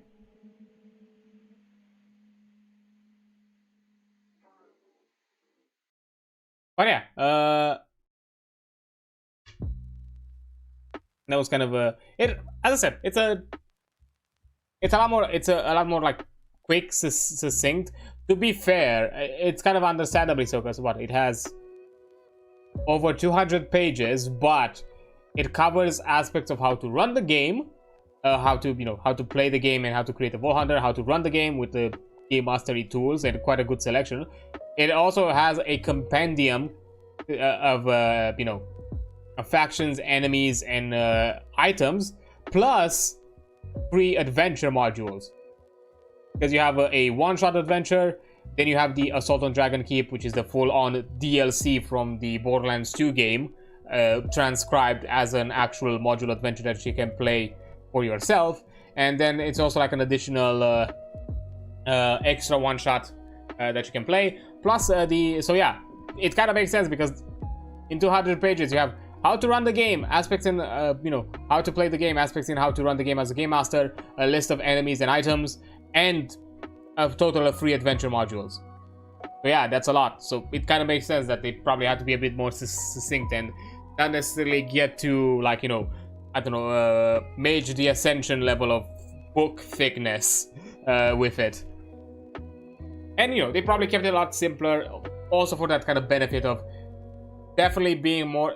It's definitely kind of designed a bit more in the concept of being more of a framework system, where, again, this book has it kind of has it kind of like wrapped around the concept and the themings of a medieval fantasy, but it doesn't necessarily have to be that. You can easily adapt most of the rulings can be directly used as is, as I mentioned. Just don't use them fantasy flavoring names, and just rename them to something more akin to your setting and use it as that. And maybe just adjust something, some other things, like with the potions.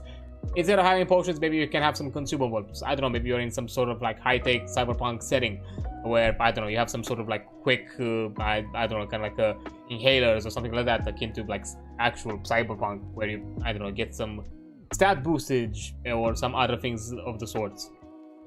So you have a bit of variety aside from just, oh yeah, all the potions are just, some sort of medkits and healings, and that's it. So you can still keep the variety.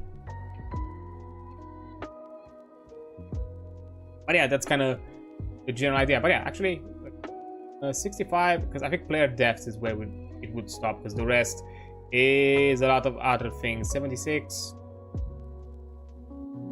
5, so that's 7, 10 worth 10-ish pages of how to run the game, because the rest is just compendium things of the loot and enemies. Maybe there is a few things here and there that we can quickly look at next time as well. But yeah, I guess this this system is gonna be we're gonna cover it a lot faster than some of the other ones, kind of akin to Lancer.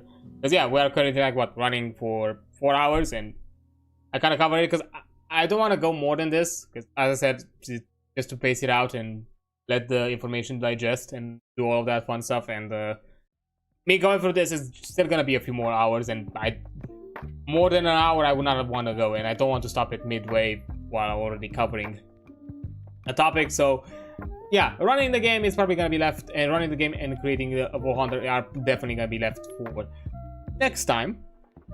So creating a wall hunter will be the next stream, and we'll see if we're going too fast with it. Maybe we're gonna create a wall hunter of our own. Maybe we're gonna quickly skim through the archetypes and classes as well, something of the sorts. And then we're also gonna have running the game, and maybe with the running the game we could also additionally look a bit more in depth into the listed compendium and all that sort of things, and or maybe even look a bit into the modules just as a quick fun thing, as a way to kind of finalize all of it, something of the sorts. But definitely I think this is a good spot for me to end, which is alright-ish. I've still run it within a good amount of runtime that I'm comfortable with, so I don't feel like I've just jumped in, said hi, and left. It's still 4 hours of streaming, so I feel like that is successful. So yeah, let me just jump into the chatting screen. So as per usual, before I go anywhere else and before I say bye, I like to check out some other people, see what they are doing. Let me see. There's somebody here. Also, sorry for anybody who just jumped in or anything of the sorts, but you know, as I said, I don't want to overextend myself with these kind of things. Push myself too hard. Yeah, that's kind of the plan for today. I try to be a bit more organized and keep things within a certain structure. And if other topics have not arisen, then I'll just conclude it here, and that's completely fine. Oh, let's see. Anybody doing anything at the very least RPG related, if not TTRPG? I don't think.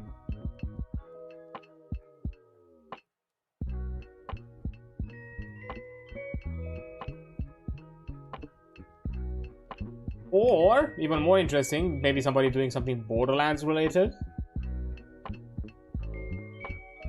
I don't see anybody playing Borderlands that I follow, so, well. Kinda sucky. Okay, let's see then.